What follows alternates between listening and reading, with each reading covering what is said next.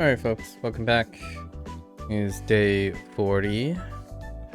We are at the day 3 of the new set, which is the shortest of the days.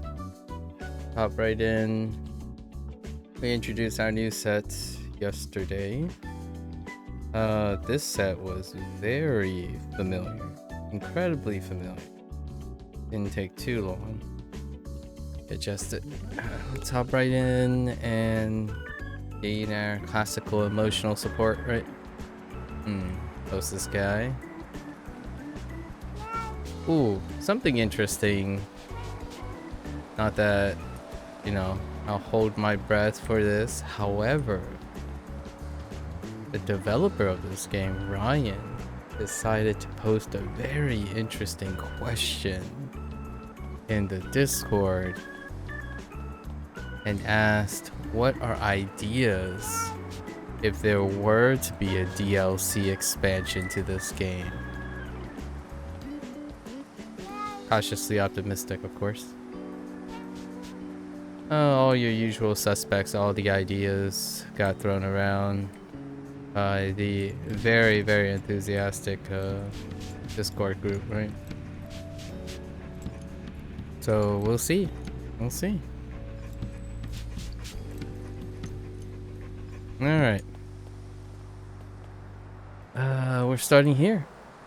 So we have 2 sets today. Relatively agreeable.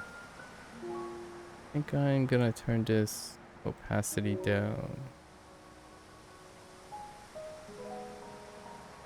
Yeah. Okay. Okay. Do this.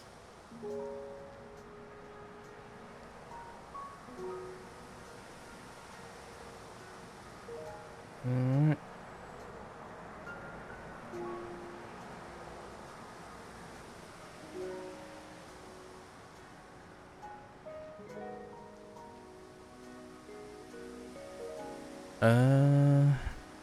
Hey.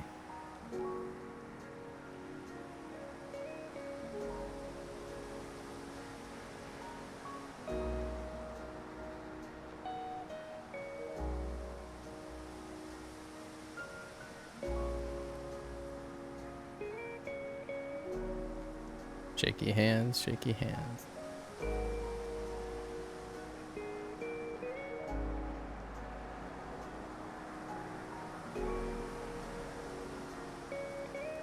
That's not it.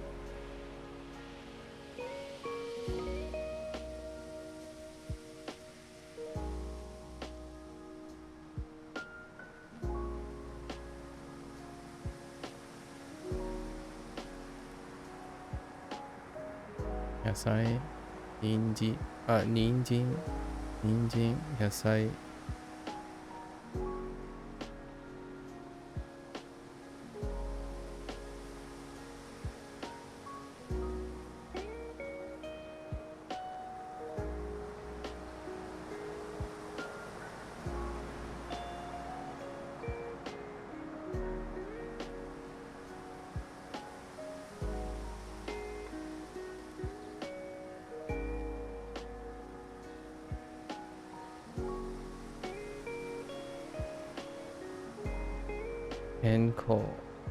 Kenko teki.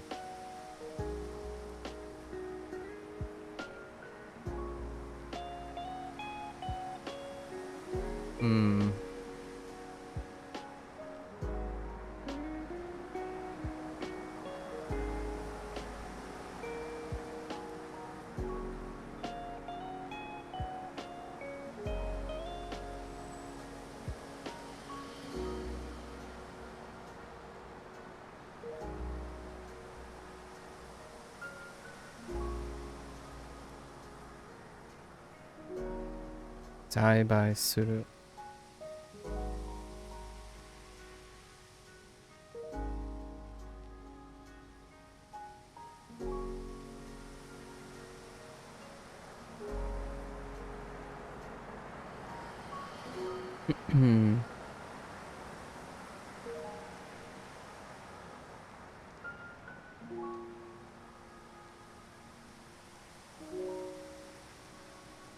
Daikon.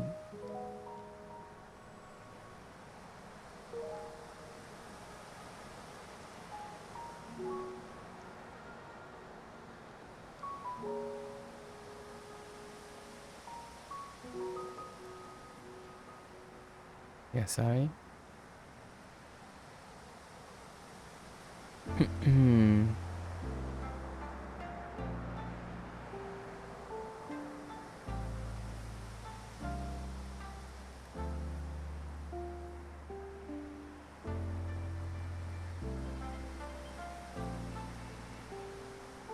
Iru? Hmm.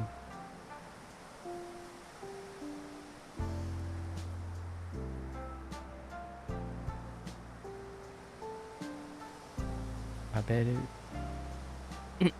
Taberu. Hmm.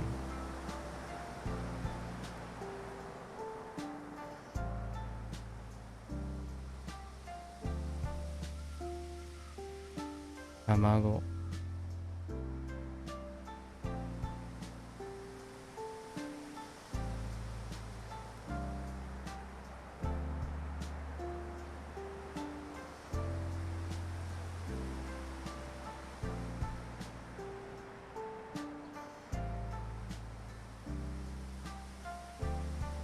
Waru.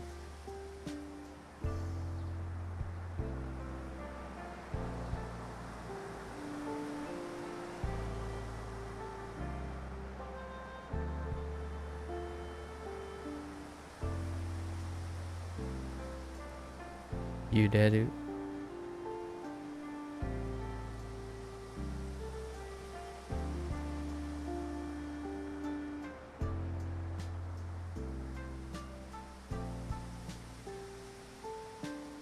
Marui.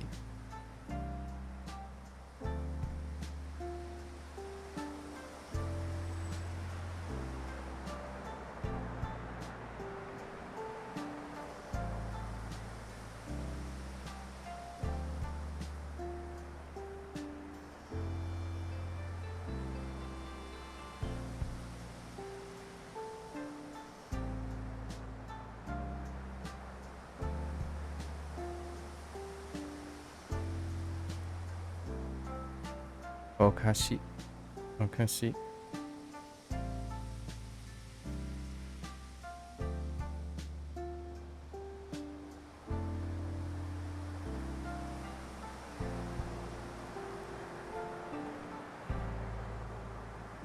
Oh, watashi wa...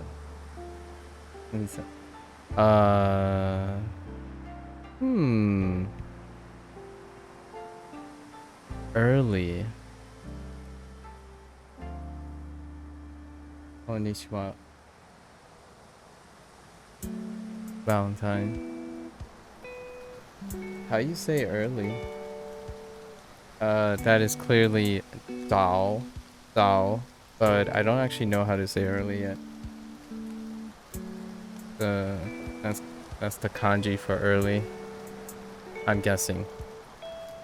Because it's the Chinese Hanzi for early. Or do I know how to say early?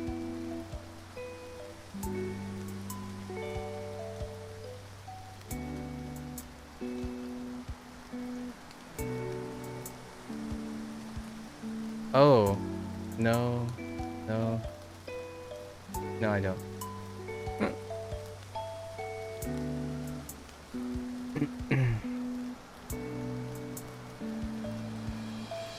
Oh, that is Hayai. Really?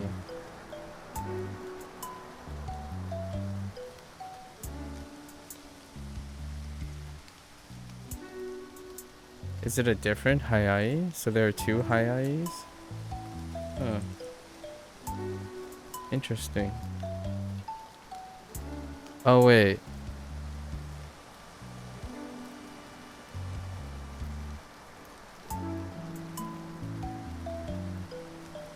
Oh. Oh. There are.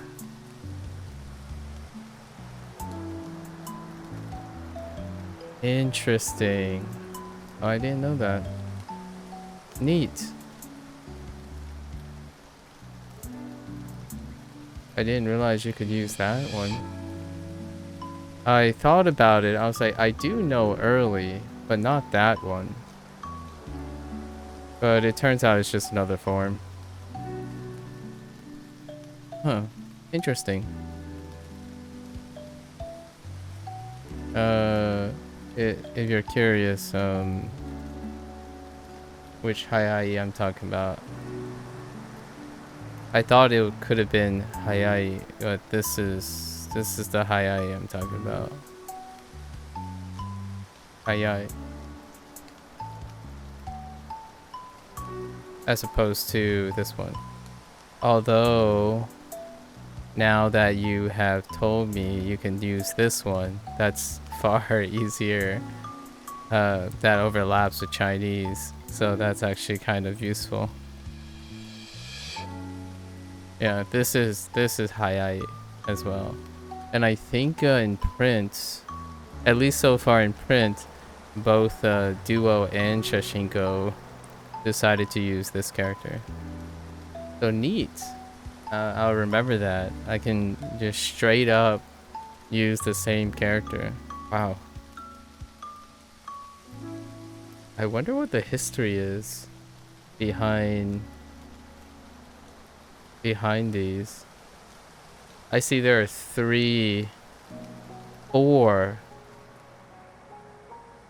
Hayais, but one of them is rare, and the other 3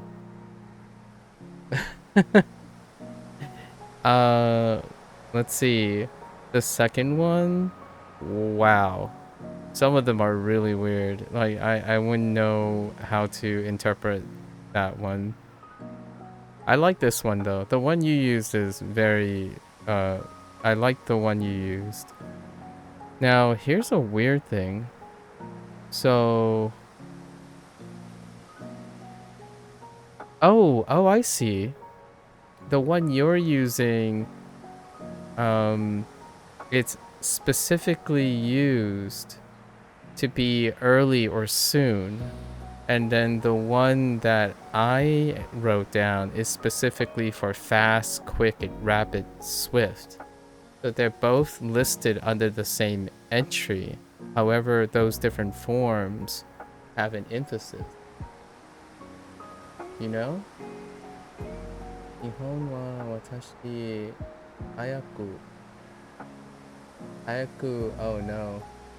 That's another character that I recognize from Chinese, but not Japanese.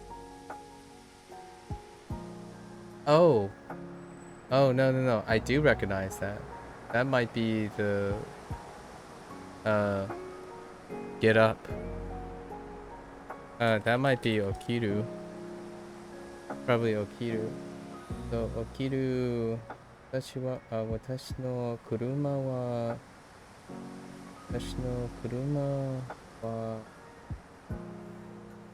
早いです. Yeah, there you go. So it says here, at least in this entry, that Hayai, the other character is especially used. It's specifically used for that. And then the Hayai for early or soon applies specifically to the character that you used. Interesting. Premature, too soon. And then there's a special preference for easy, simple, quick, and fast. That's funny. So in the long run, there's looking at these English entries, for the most part you use Hayai, and very specifically in a very specific use case like cars and stuff, you use the other character. That's interesting. The more you know. I actually finding out that Zao is for early, so that checks out. By the way, like if you're ever interested in learning Chinese, you already know one Chinese phrase right here, Dao. It stands alone. You don't need like it's kind of funny when it comes to adjectives. You basically most of the time you drop the hirakana part and then you got the adjective. So this is dal, which means early.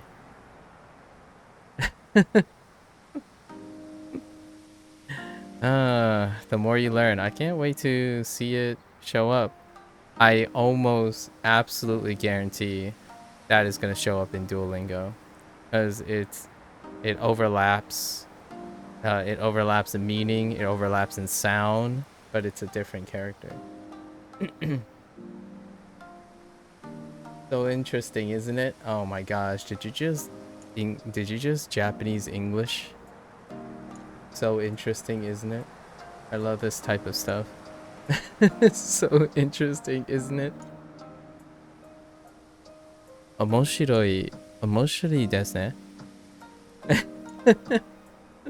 As opposed to isn't it interesting? That's great. That's great. The subtle undertones of Japanese English. The subtle.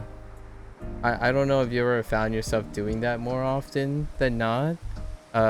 After like 3 or 4 months, I started saying that phrase. Like, oh, that's kind of weird, isn't it? I'm like, ah. Usually it's the other way around. You use the affirmative and then you make it into a question. That's how, like, that was my original pattern of speech. So I would say, isn't it interesting? As opposed to, it's interesting, isn't it? The desne, learning the desne and the ne quality made the English different. It's kind of funny. You can see that in other people. Maybe I can pick up something else in the future when it comes to like Chinese. Oh, you can definitely pick up Chinese grammar in Chinese people who speak English. Like, you can definitely pick that up. I mean, I have my parents as prototypes, but you know. Good old learning more than one language. That stuff is so much fun. I almost feel like quit. I almost feel like I should just quit writing and just observe people. All right. We're back. We're gonna get back. Okashi. Okashi. So good. You don't get this experience if you don't learn another language. Honestly, I think if I had to give an example of what makes learning another language fun and interactive, this would be kind of one of the big ones.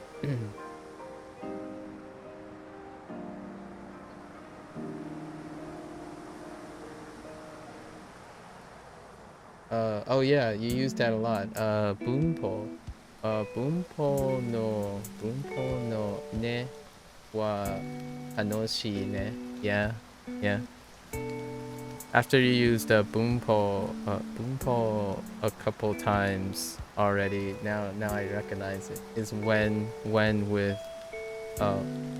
all in all read, so po bunpo a boom po. No wait, is it bo or po?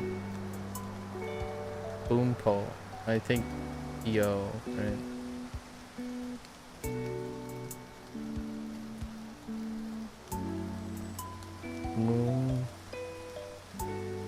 I actually don't know if it's po or po. Oh, it's just po. Oh no, it's po. Okay. Boom po. Good old grammar. Oh, interesting. And then you can add techie to the end to say grammatical. Intriguing. Oh, you could put sho. You could put sho at the end to make it into a book. Oh, you could put kaishaku at the end to make it into grammatical analyses. Oh, we got so many ends. Oh, kaishiki as well. Oh my gosh, this is so useful. Wow, you can definitely modify this like crazy. A grammarian. Yeah, ka to the end, as in house. Boom polka. Dude.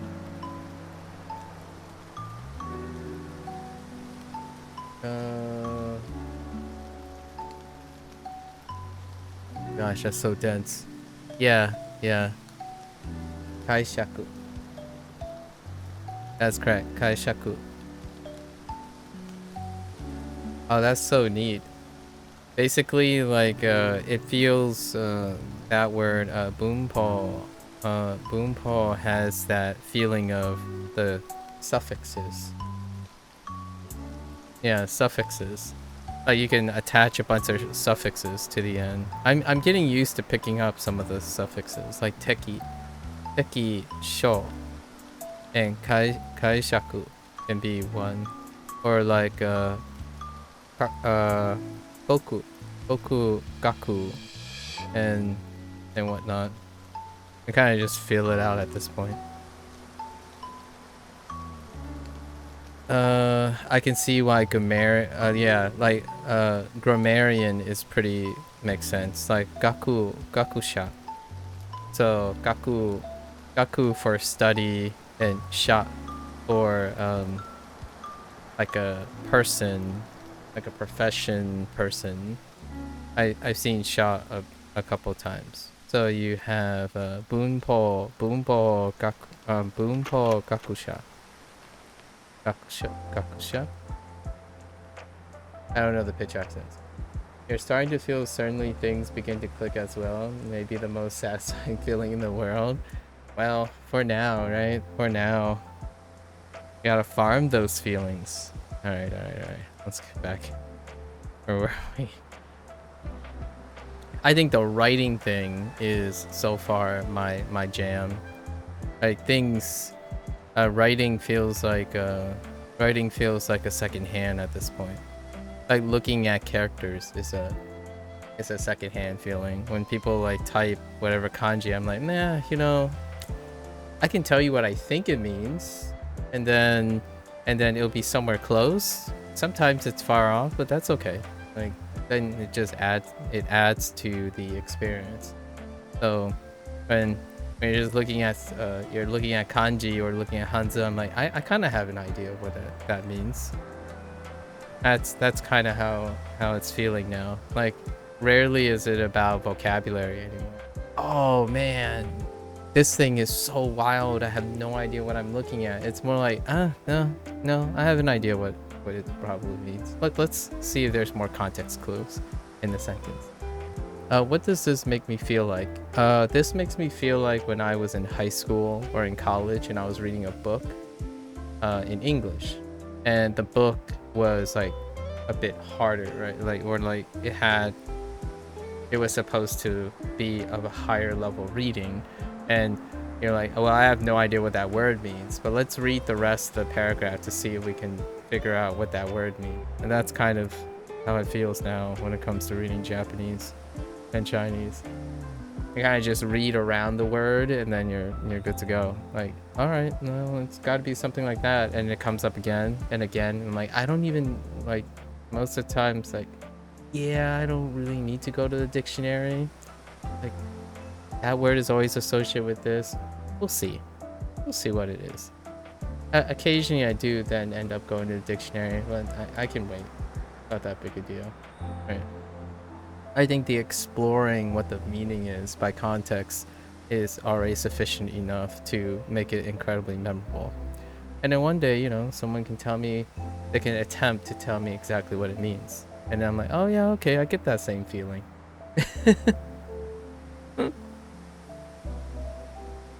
Okay, alright, let's get back. Also, like, writing is similar too. So earlier on, like maybe 2 or 3 weeks ago, I said something like, I saw the first handwritten, like I started looking at handwriting of like Chinese and Japanese, and I made this comment like, oh dude, like there's some like half cursive and half things in people's handwriting. However, now it's getting to the point where I'm like, no, that's close enough. That's close enough to this character. That's probably what they're writing. And that to me is the feeling I get when I look at people's handwriting in English. Like, you know, the thing where you get a doctor's note and you like read the doctor's note like, I don't know what that says, but it kind of looks like this. And if I read the rest of the sentence, okay, that word has to be this, right? It's close enough. And that's kind of how I feel about these the characters now. When you're reading someone's handwriting or reading a sign, like a stylized sign and stuff, it's becoming a little bit clearer. Although I still have to admit, some of the stylizations, like in music videos and stuff and lyric videos, whew. I mean, my English is pretty bad when it comes to stylization too. Like if you ever try to read, I don't know, graffiti art or like metal band text and font, it's still very incredibly difficult. However, it's very intellectually stimulating to try to figure it out. So writing is getting there too. You just look at a character and I'm like, all right. And English is it's kind of evoking the same English thing. Like, okay, well, this and this, if you put this together, how many different patterns can make this make sense with all these other words around it? And in English, you do that too, technically. Only you're looking at the combination of the character, right? So super satisfying. I think how long ago has this been happening? I think it's very recent. So now I would say within the last month or two. I'm gonna say within the last month is when I've hit, I don't know what you call it. A lot of people describe it as some sort of critical mass. So when it comes to like looking at Japanese and Chinese, especially in a written form, it's past that state. In terms of listening, it's been a while. I think like 2 months ago plus, it's to the point where like, well, I kind of missed a couple words. However, I did pick up 2 or 3 key words, so I'm gonna fill in the rest in my head for the time being. And it more or less paints the situation. Like, yeah, well, I kind of missed that word, but they had to have said this, right? And then like, oh, well, I missed that word, but it has to be something about like something you eat at least. Or oh, they mentioned water, you know, water and some running, and I'm like, okay, I must have missed the part where they said they were tired after running, right? Like that kind of thing. So you start kind of piecing it all together. It feels well, I'm gonna be real. Generally speaking, I typically don't feel uncomfortable when I don't get the whole picture, because generally speaking, I like to re-emphasize the idea that if you spend most of your time enjoying learning things, being able to feel comfortable in knowing that you won't get everything, not on the first try, second, third, or possibly ever. However, you can feel it out enough to sufficiently understand the situation, enough that you can be functional and, you know, interacting. That's usually the state of learning. Otherwise, you're not really learning anything. You're practicing, which is also perfectly fine, right? Not quite it though for me. Not as intellectually stimulating. Like watching a movie without learning anything, that's entertaining. I use the word entertaining. You'll probably find me say, oh, that's interesting. Well, I understand. Oh, fair enough. Or I see, that checks out. Those are the phrases I typically use when someone has, I shared this quite a bit. I'm a fairly consistent person when it comes to responses.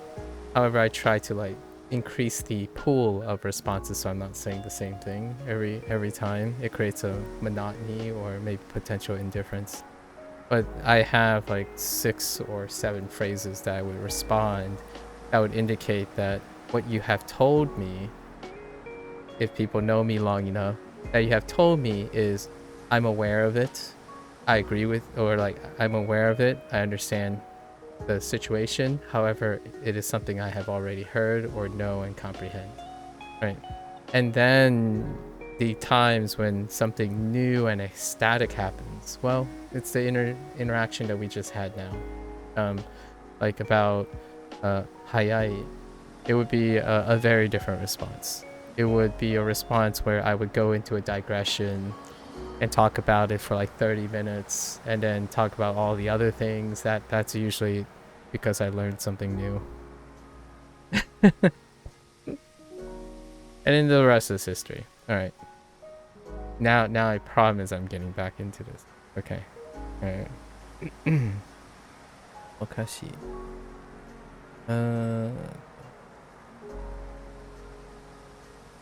For the record though,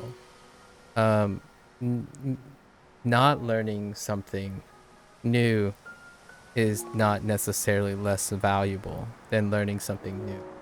My response just happens to be different. They're neither worse, bad or good, or better or worse kind of deal.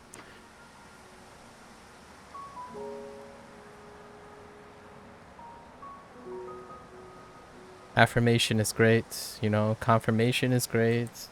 Iterations, things to confirm your suspicions and whatnot. Reinforcement.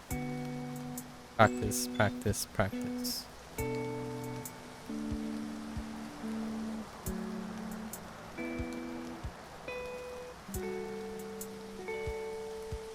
Oishii. Amai.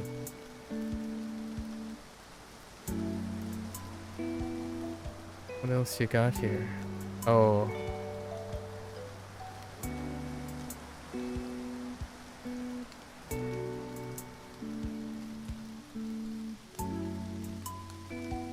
Wakeru.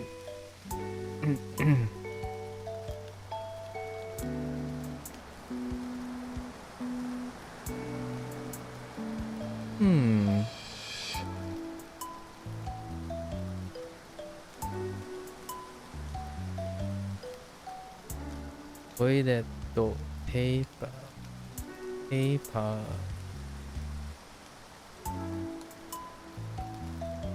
Toilet paper.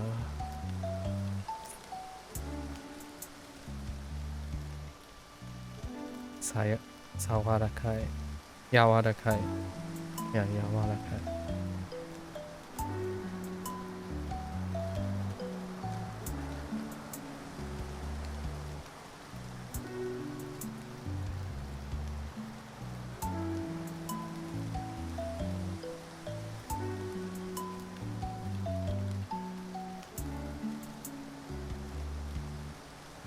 Yawarakai.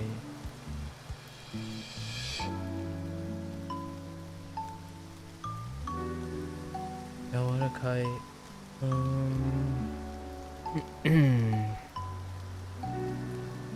Waru.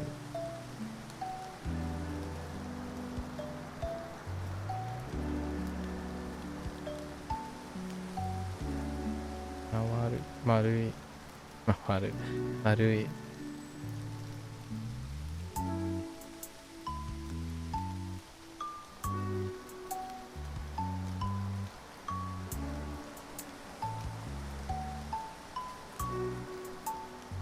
Sakura. Sakura.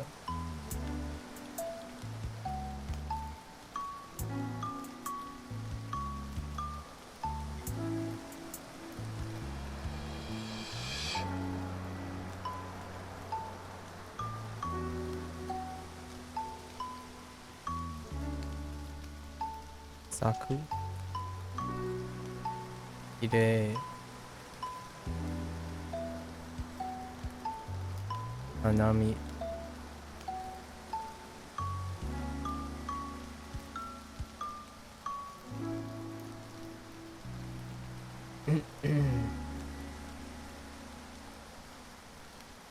Happy. Happy. I pasco. Pasqueto. Happy. Pasqueto. De. Pasqueto.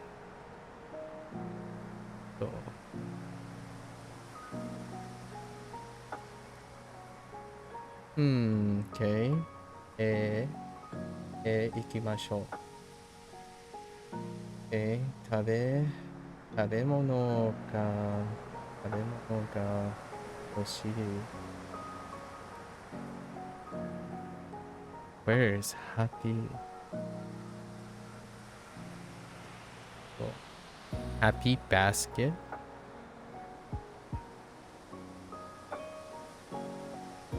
Oh, wait. No. All I can think about is like you went to a place called Happy Basket for food. You want food, but I don't know what a happy basket is.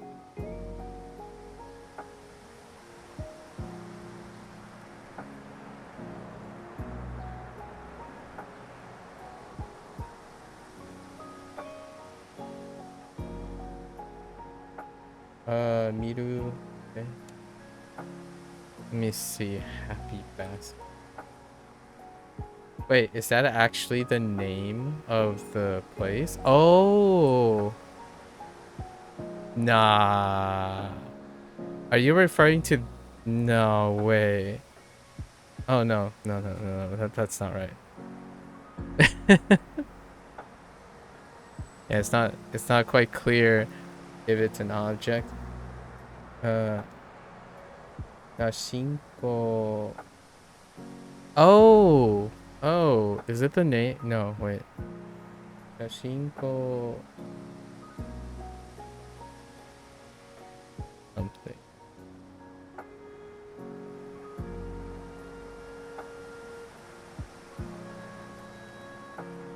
There's a place called Happy Basket.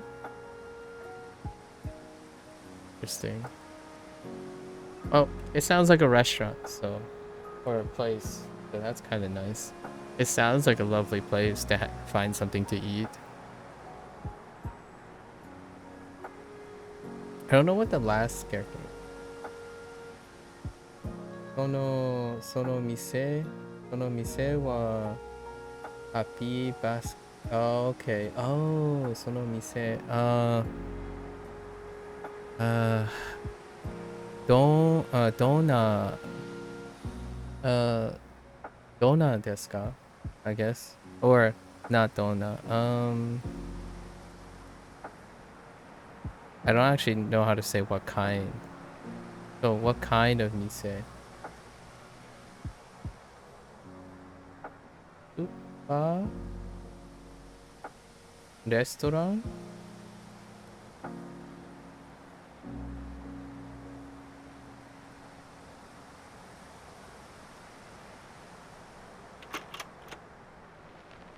You know what it reminds me of? It reminds me of Basket and Robbins.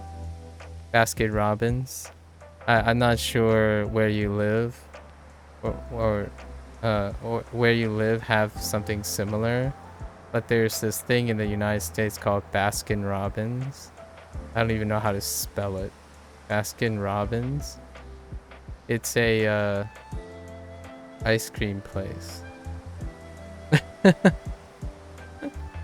I'm not even sure they sell. I don't know. I totally messed up their name. Hold up. Baskin Robbins. Yeah, Baskin. Oh, Robbins. Oh, there's two names. Baskin with no apostrophe. Yeah, it's a franchise. They serve ice cream, though.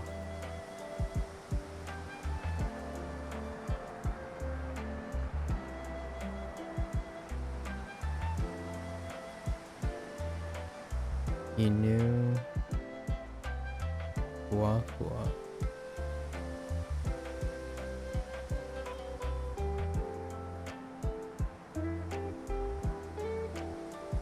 Guagua.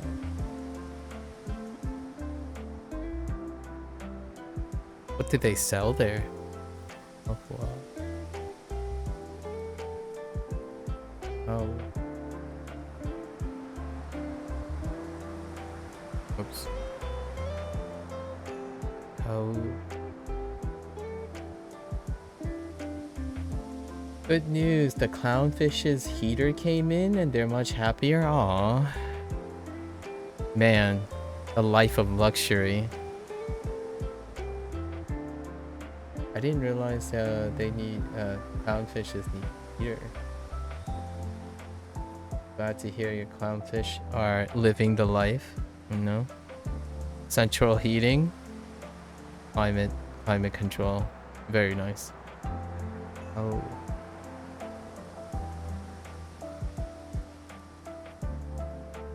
Whoops.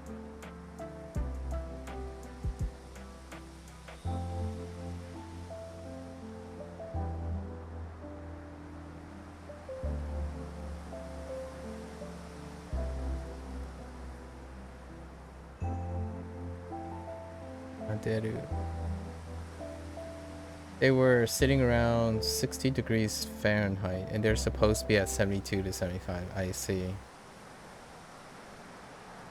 Room temp.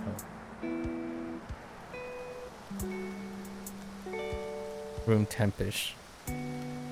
Above room tempish.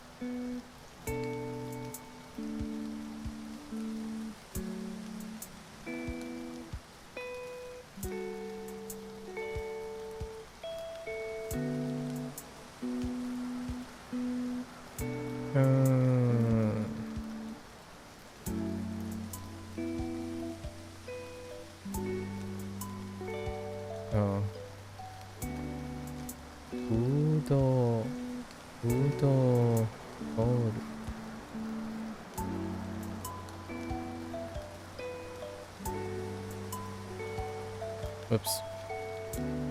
Udo bowl. Kitanai. Ooh, that's a rough kitanai.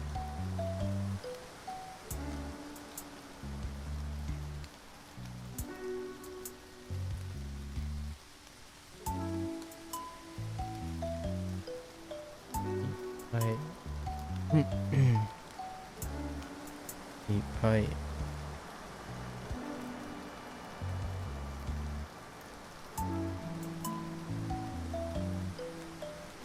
MAKU. And now that the lid's fixed, you can start working on adding more critters to the tank. Saltwater 2024 will be a reality. Saltwater, ooh. No. I look forward to hearing your experience with maintaining a saltwater environment. Ooh, what about what are your thoughts on crustaceans? Crustaceans like a lobster friend or a crab friend or little like scuttlers, you know? By coincidence, I watched a bunch of content creators who took care of like crabs and stuff. Oh, corals. I see.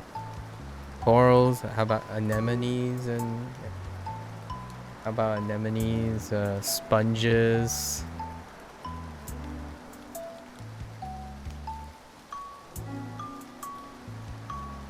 Yeah. Something game no mise na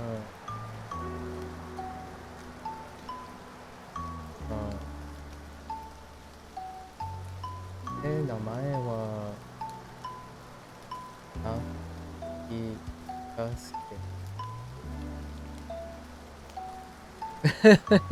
No, that's perfect. Wait, you're saying, hold up. Wait, you're saying, wait, are you talking about my game? Oh, you're right. You're right. It's the name of the super. Or like it's close. Yeah, yeah. I just realized. Yeah, yeah, yeah, yeah. And thank you. I'm like, oh yeah, that's right. That's the name of the supermarket. Oh, so you were looking at the supermarket and it makes you want to buy food. Oh, that makes sense. Yeah, happy basketto. I didn't even look at the supermarket. Supermarket sign. I was like, wait a minute. Now it makes sense when you said game. Yeah, okay.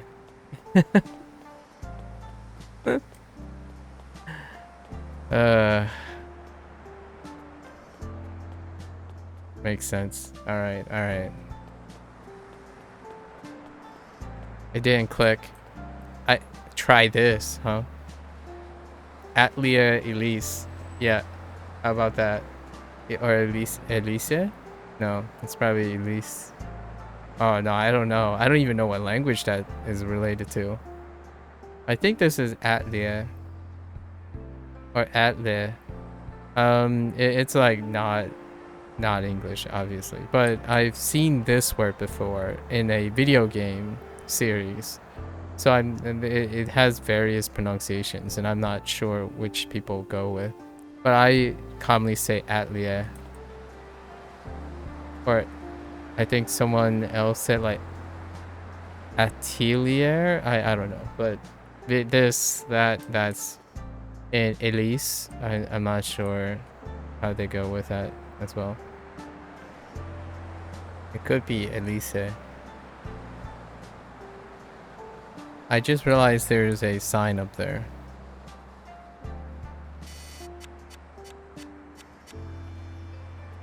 Lemoneto.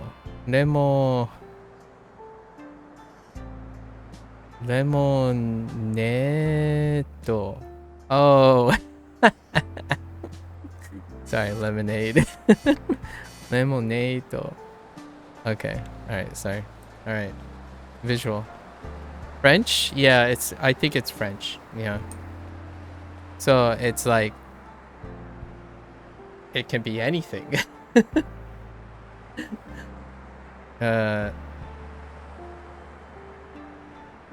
Yep.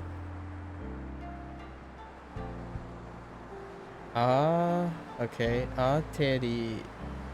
Okay. Ateri. Is Arisaka? Oh, Arisa and then ka. Arisa? Eh? Sa. Oh yeah? They probably make the SE into a sa. E? Got that. Ah? For the e? Yeah. I would totally. And then ate? Ateri. It would be interesting. There is a video game series. A Japanese video game series. That has the left word in it. So it would be interesting to see how they ended up pronouncing it. I think there's reef safe crabs. Don't want any pinchy guys with soft coral. Oh, I haven't considered that about the coral thing. Yeah, you've been trying to grow purple coralline algae for 2 years. How's that going? French really said there's an invisible vowel you pronounce. Ignore all the others and do the cha-cha underwater. Yeah, actually, I'm kind of curious. Let's see.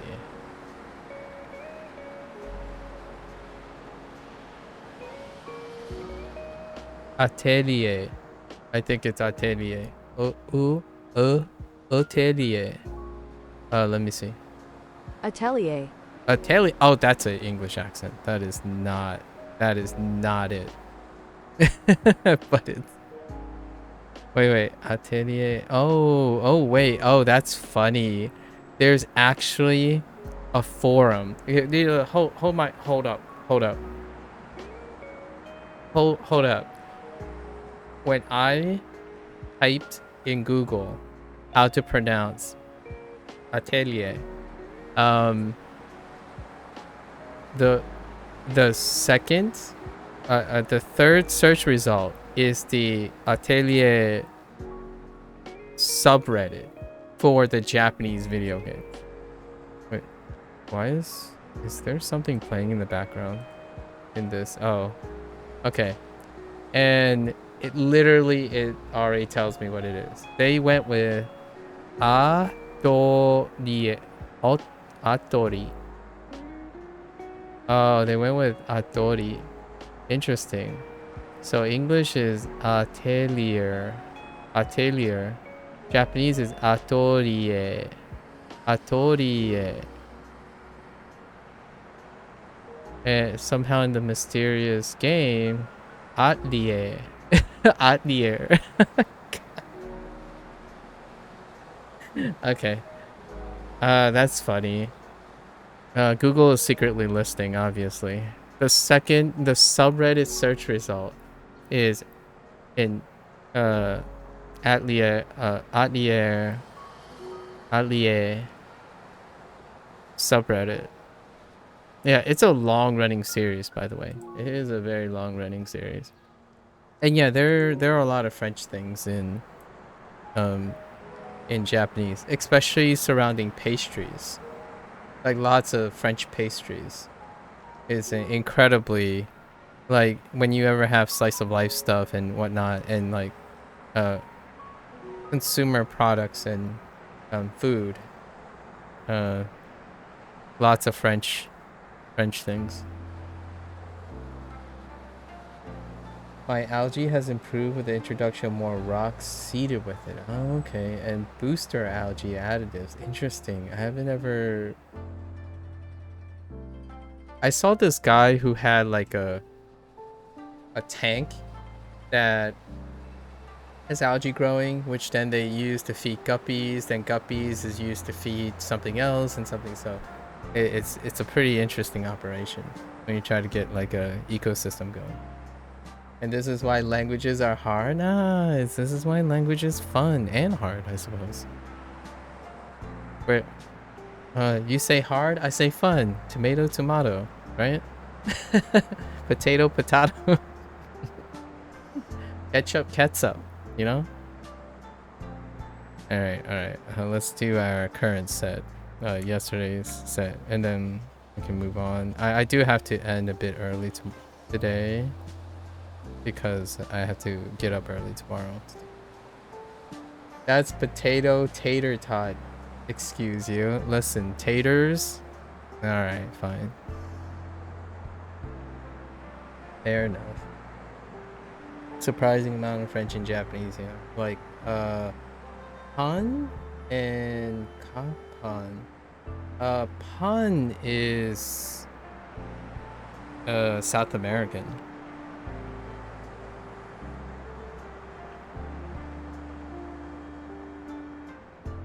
Or pun is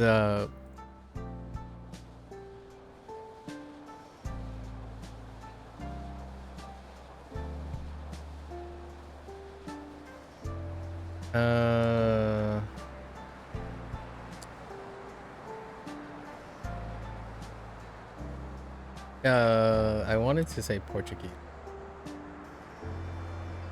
I don't think that is it.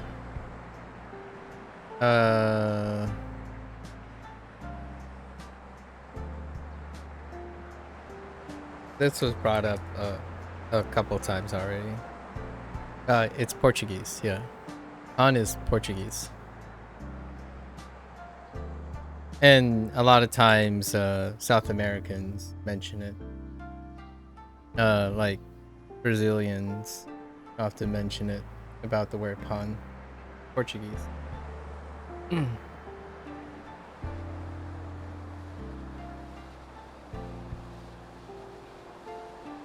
Let's see. Where are we? At cafe. Cafe. There's cafe. Of course.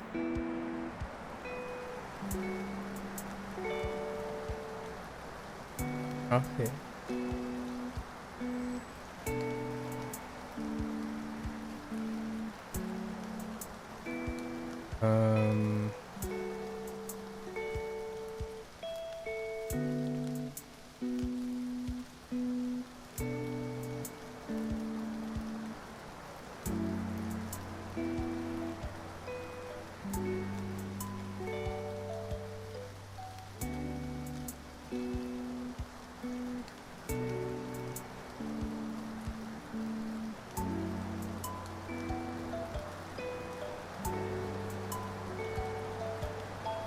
Genkyo Suru. I don't know any Portuguese, but it's pronounced the same in French, same word. Yeah, it is. Yeah. Well, there's quite a lot of Romance language interactions.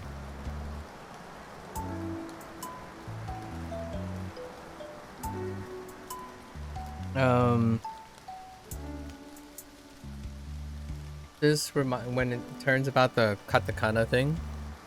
I think my earliest memory during the Japanese learning thing specifically was homu. Homu. When I was sitting there, I'm like, wait, I don't understand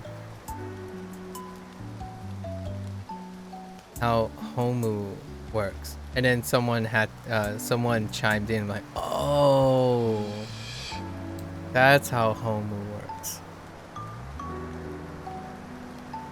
I'll let you figure out how homu works.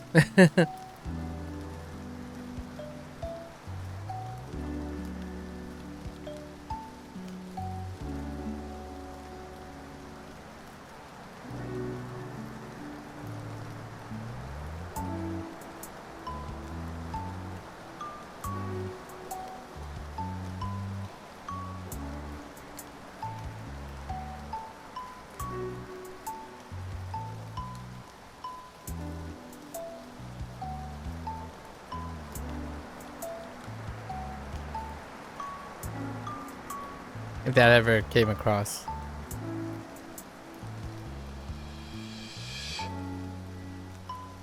It turns out it's an English word or English phrase, so to speak. And I was like, because I was curious what language that came from. And I'm like, I don't get it. How do you like, oh,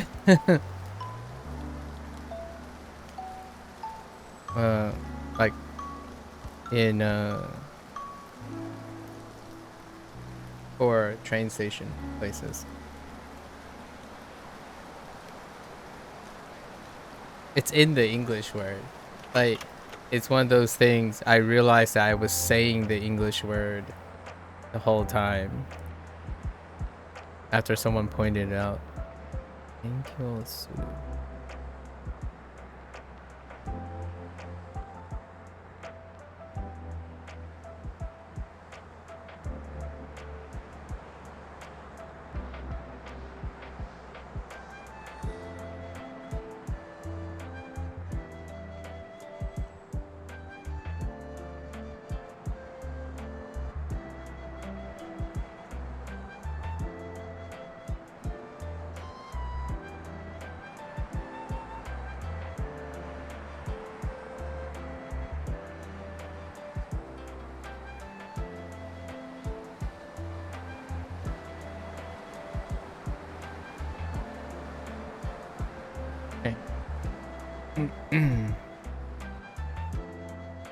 Where was I?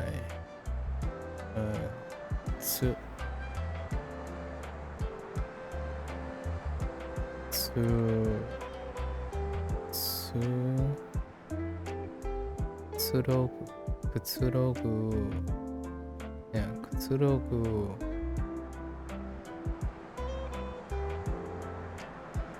And oops.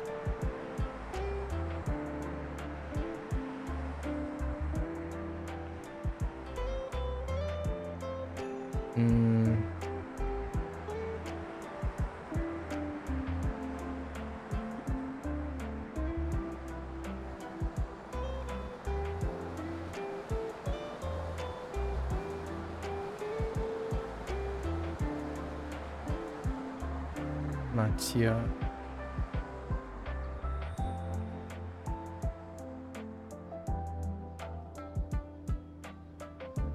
Kind of looks better this way. Yeah. Sumu.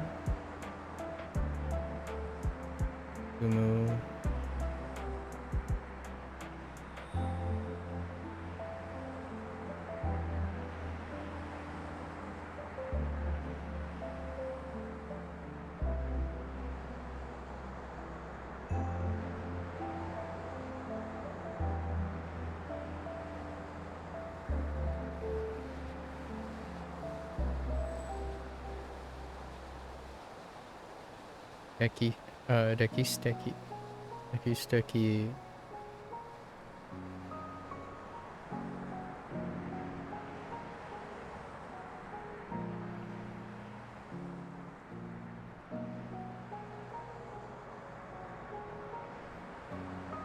Neru,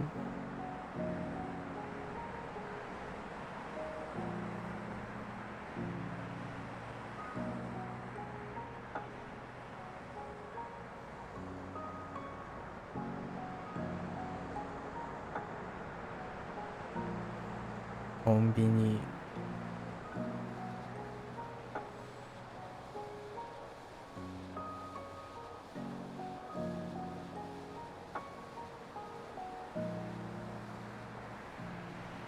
Kao,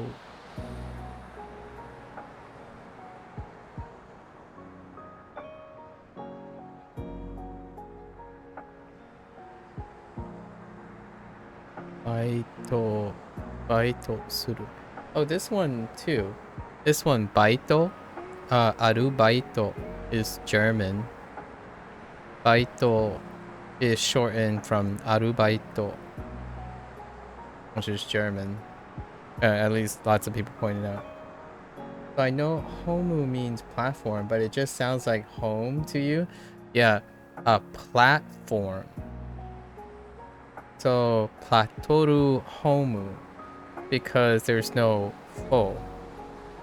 So they went with ho. And I'm like, oh, I see. It's kind of a bit of a stretch, but I totally get why it didn't come out to be homu. Instead it's homu. So platoru, no, Purato homu. Purato homu. And homu is the shortened version of Purato homu. And yeah, it sounds like home because, well, gee. Yeah, that kind of thing. I didn't think too hard about it. I just said, yeah, sure, a train's home to its platform. Is its platform. Yeah, exactly. That's what I thought too. I'm like, well, it sounds like home. I get it. You go home. You just go to the platforms situation. I totally had the same thought. It was really, really early. Platform was within the first month. So we're talking about way, way back before day 30. I think it was like the second week of Duolingo. Like 14 days in. Yeah. Aru baito was baito.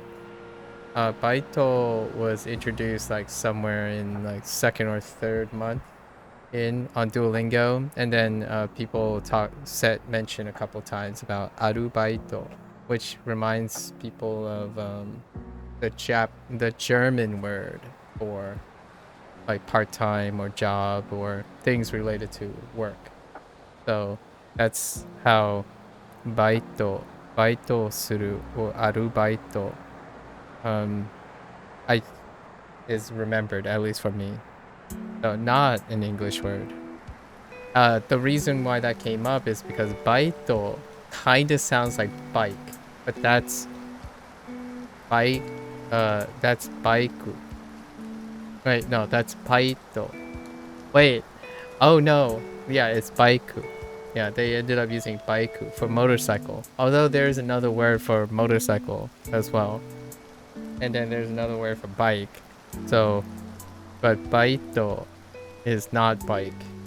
It's part-time or a job related to employment. I don't know. That's kind of a fun thing too.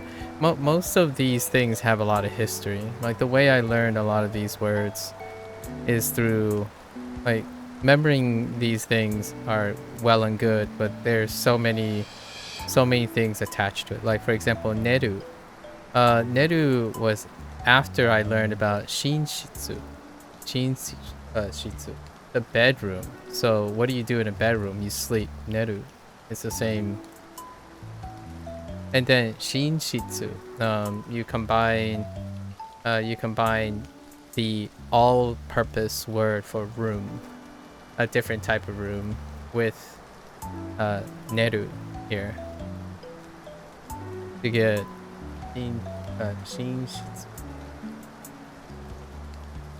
so many, and then there's like, you know, Becky,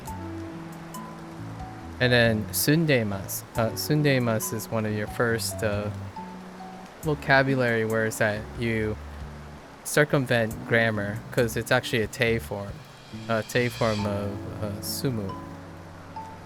So sundemas right here. It goes all the way back to the first week of Duolingo when you get sundemas of where you live or where you're currently living. Sundemas. Machia, like machi.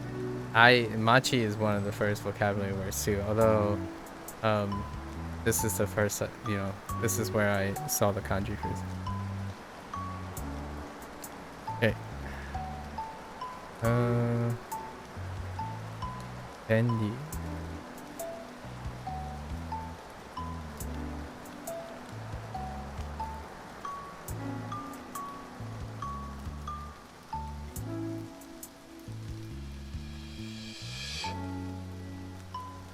I have so many things to say about so many things. It's endless. I have so many memories with every word nowadays. It's difficult not to dredge up so much of the memory. That's how I typically go about remembering things. They're heavily encoded. All the new words, some of the words that aren't heavily encoded are tougher, right? Like kutsurogu. Kutsurogu is not encoded in a way yet. So this is largely rote memory at the moment. Kutsurogu. Kutsurogu.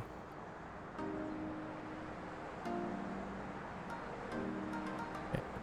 Let's go back. No.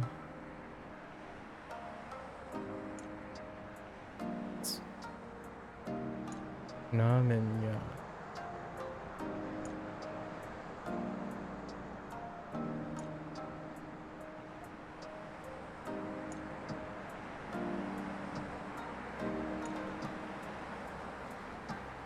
Asuru.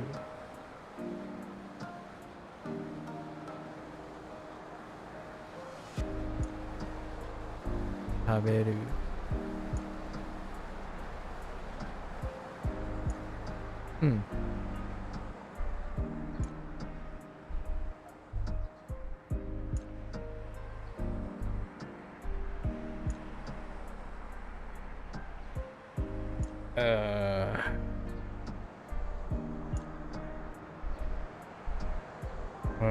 Oishi. I don't know. I think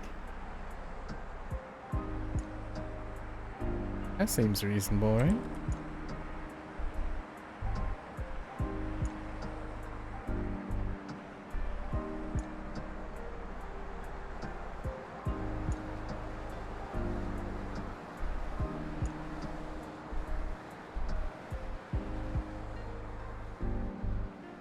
You were watching a live stream earlier and this guy wrote Eigo ga kakkoi in response to the streamer responding to something in English, and it made me laugh because I think the same about this language. About his language.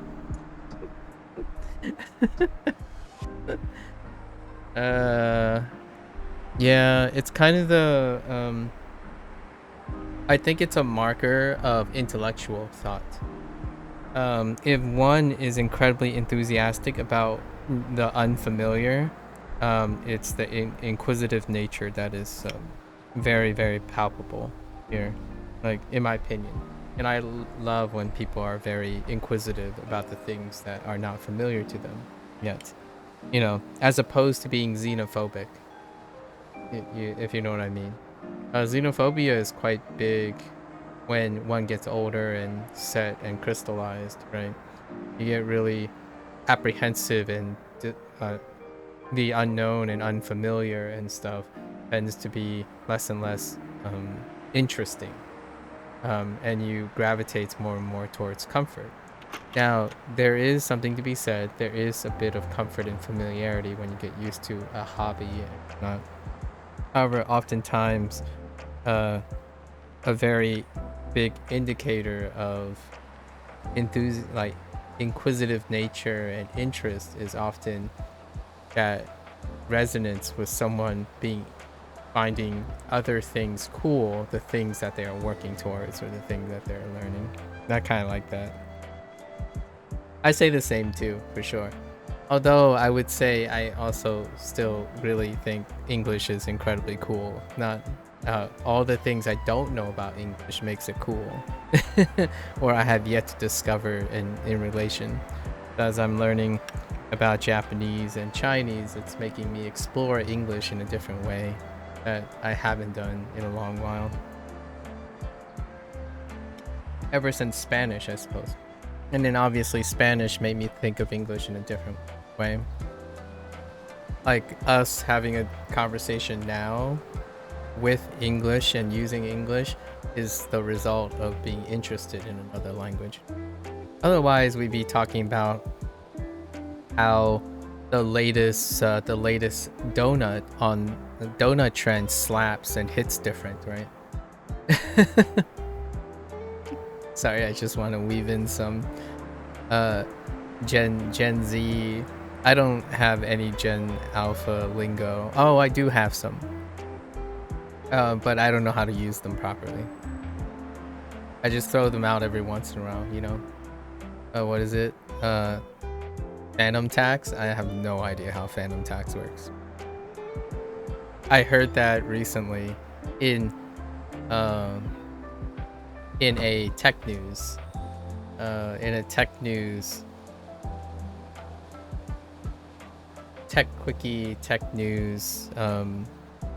video where they try to push into the phrase phantom tax, and I have no idea what that means, honestly. Still have no idea what that means or what is used for, what the purpose is, other than I don't know, Riz something. I don't either. If it's any consolation, I suppose we're in this together, you know? In this together. Maybe one day. Brings back the memory of maybe 3 years ago. I think it's been 3 years, man. Okay, it's been more than 3 years. Possibly 4.5 years ago when someone explained to me what a hot minute was. And I still like to deliberately use it incorrectly. What a hot minute. Now we get things like down bad. I think down bad is the most recent. The most recent phrase. That one you understand somewhat? Yeah, a hot minute. Yeah, it's been a hot minute since I started Japanese, right? It's been a hot minute. But down bad. Hey. Let's see. Tsushita. Tsushita.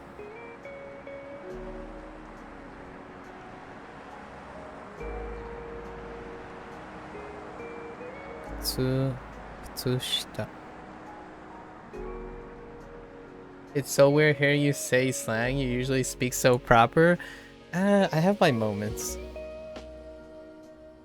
I'm genuinely very if I meet someone, right? If I meet someone that is heavily enthusiastic, I pick up their mannerisms quite quickly. I like to take on different behavioralism. However, if I'm streaming, then most of the time I do it in a manner that makes it very contrasty so that it's humorous. So I have a habit of deliberately making things awkward for the sake of being funny. I think that's kind of my brand of humor most of the time. That's what life has taught me. So nowadays, I would do the thing where I deliberately say something cringy, but it's only funny because I'm doing it ironically, you know, the whole Gen Alpha, Gen Z thing. You do something deliberately ironically to be funny, as opposed to doing it unironically. Like, boy howdy. A boy howdy is something I use. So that's like old school. People laugh at that too whenever I say boy howdy. Boy howdy.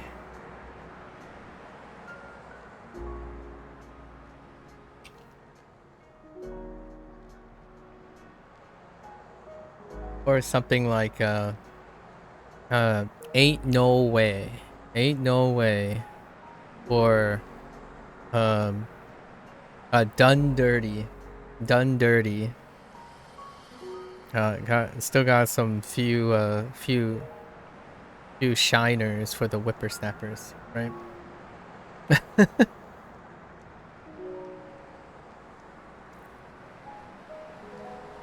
I haven't used wishy-washy in a long time.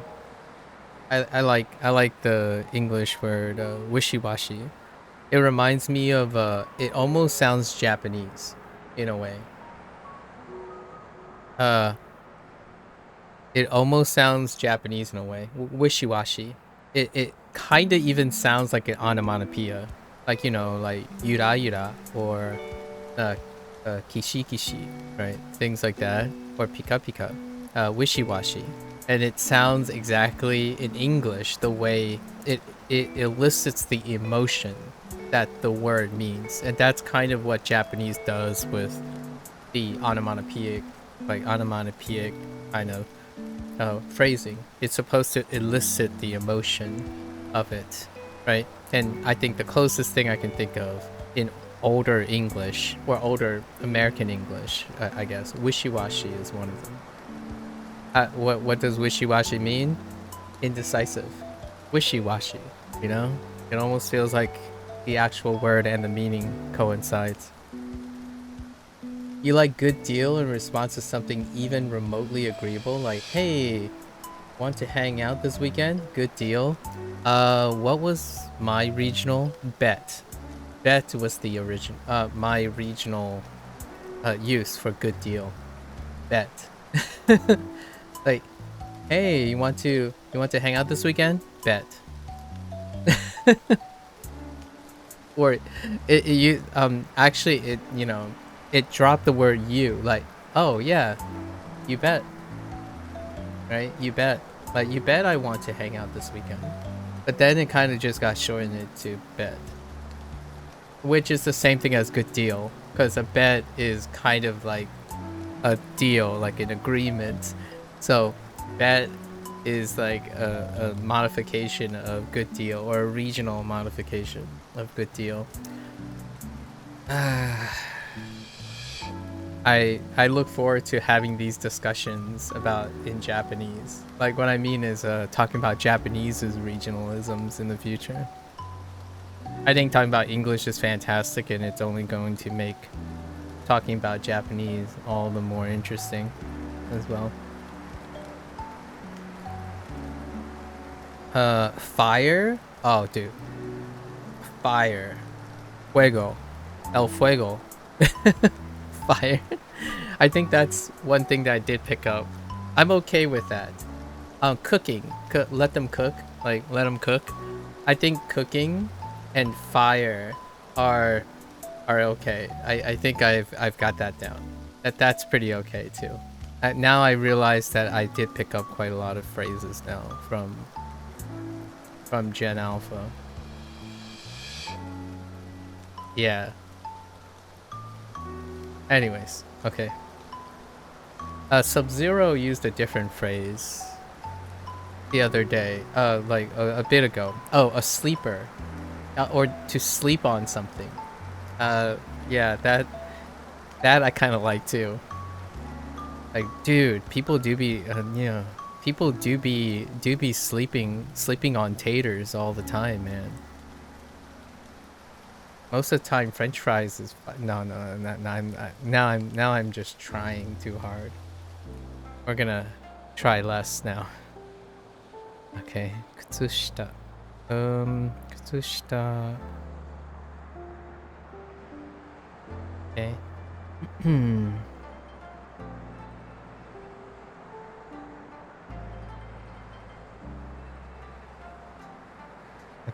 Atatameru. Oh no, not atatameru. Atatakai.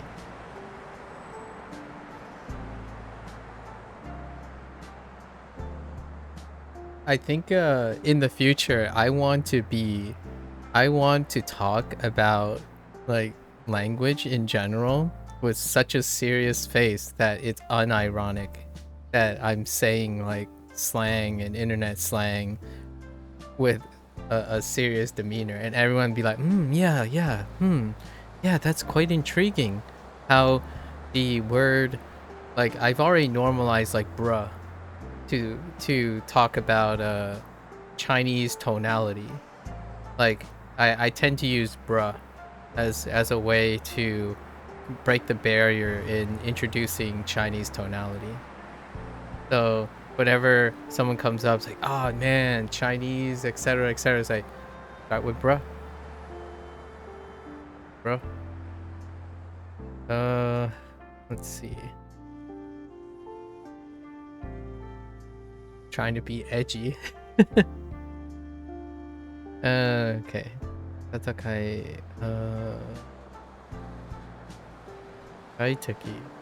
Kaiteki.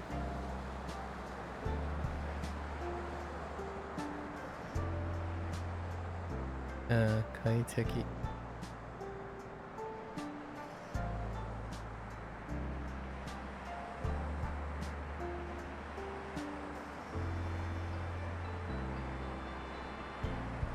Kaiteki. What's the third one? Kutsushita. Kutsushita. Oh, Haku.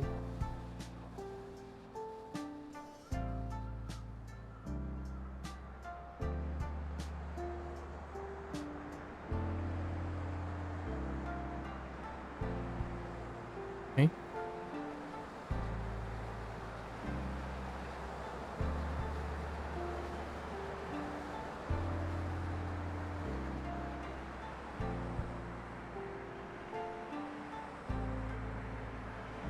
Kutsu.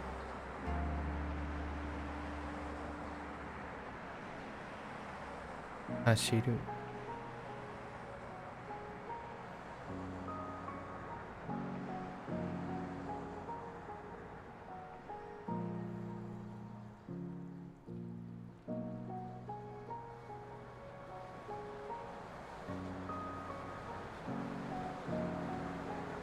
Haku.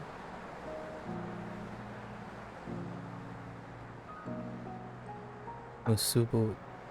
Musubu.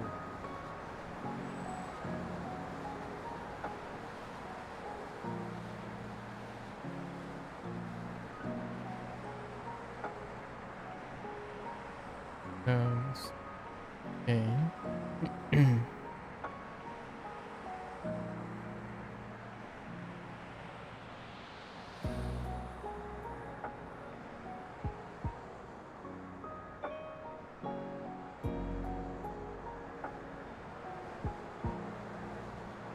Yeah. Katsuya.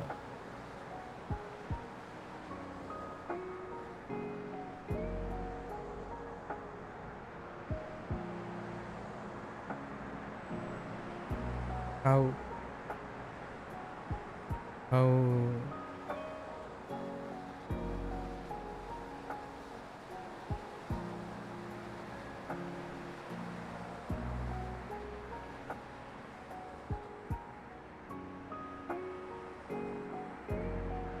Oshare. You know, the thing you mentioned about the whole slang thing, uh, it reminds me of the time when, uh, I was TAing a lab, right? I was TAing a lab, A biochem lab. A biochem lab. And the students there couldn't process the idea that I made a League of Legends reference and then started talking about Overwatch in the middle or Hearthstone in the middle of class. They um it's to the point where I think when I was dropping random references, they were like distracted by the idea that the person that is TAing their TAing their lab plays video games. And, you know, that's kind of the subversion that you have to take. Instantly attention grabbing, you know, when it becomes relatable all of a sudden.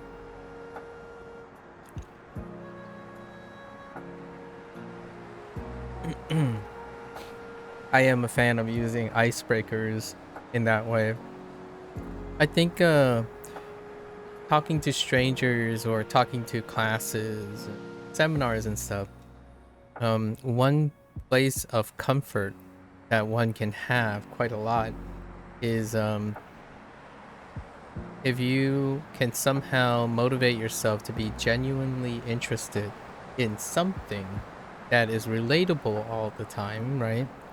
When you walk into a room of strangers or when you go into a meet and greet, you have this like over time a built up feeling or a security blanket, if you will, of a way that you can trust yourself to understand that you've done this for a very long time, you've done this for most of your life, you'll probably be able to ice break when you walk into any sort of room.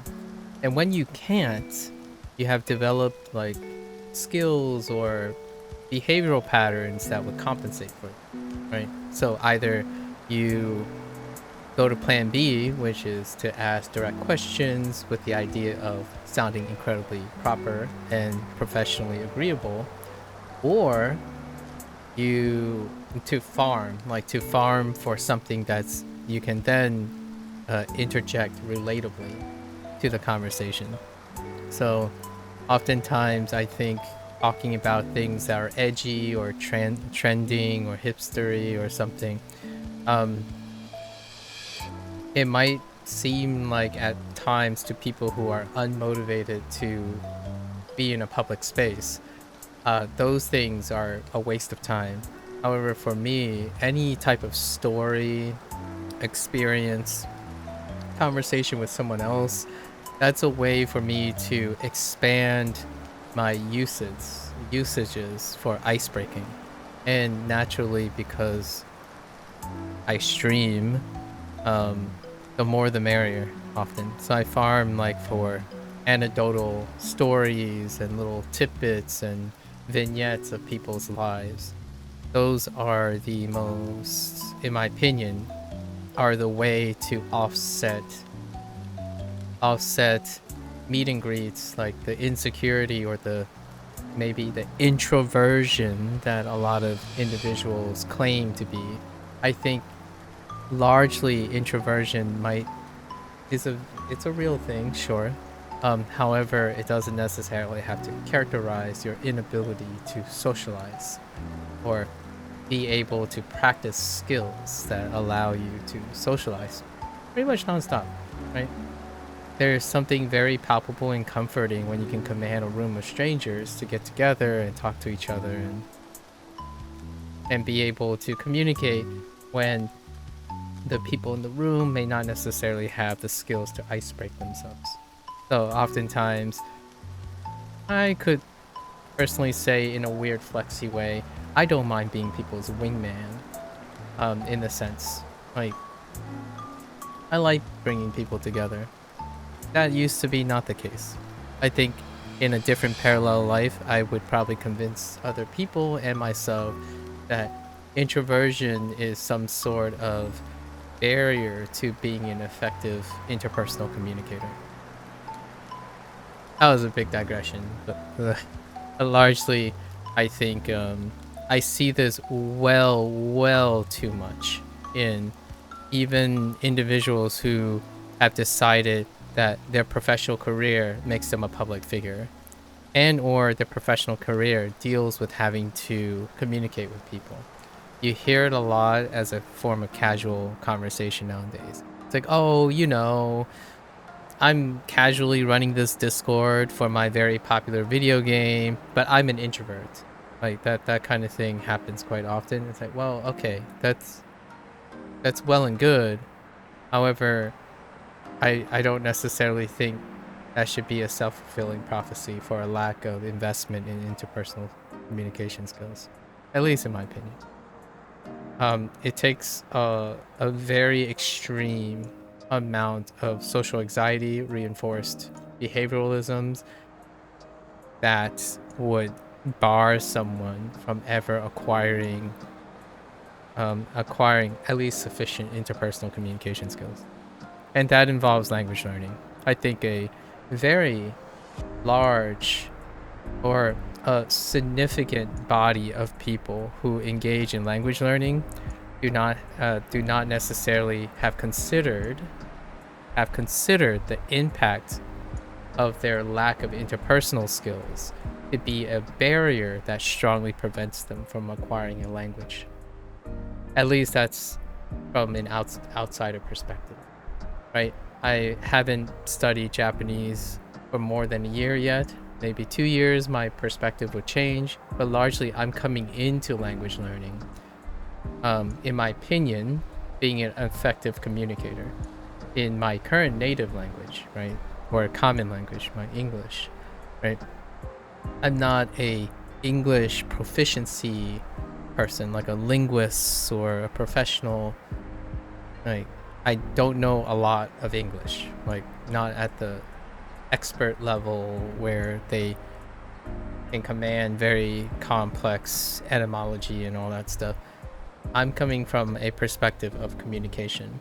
So you can be an incredible, well-studied linguist, however, still completely lack the empathy, compassion, and ability to communicate properly, like move people or get people to want to learn a language,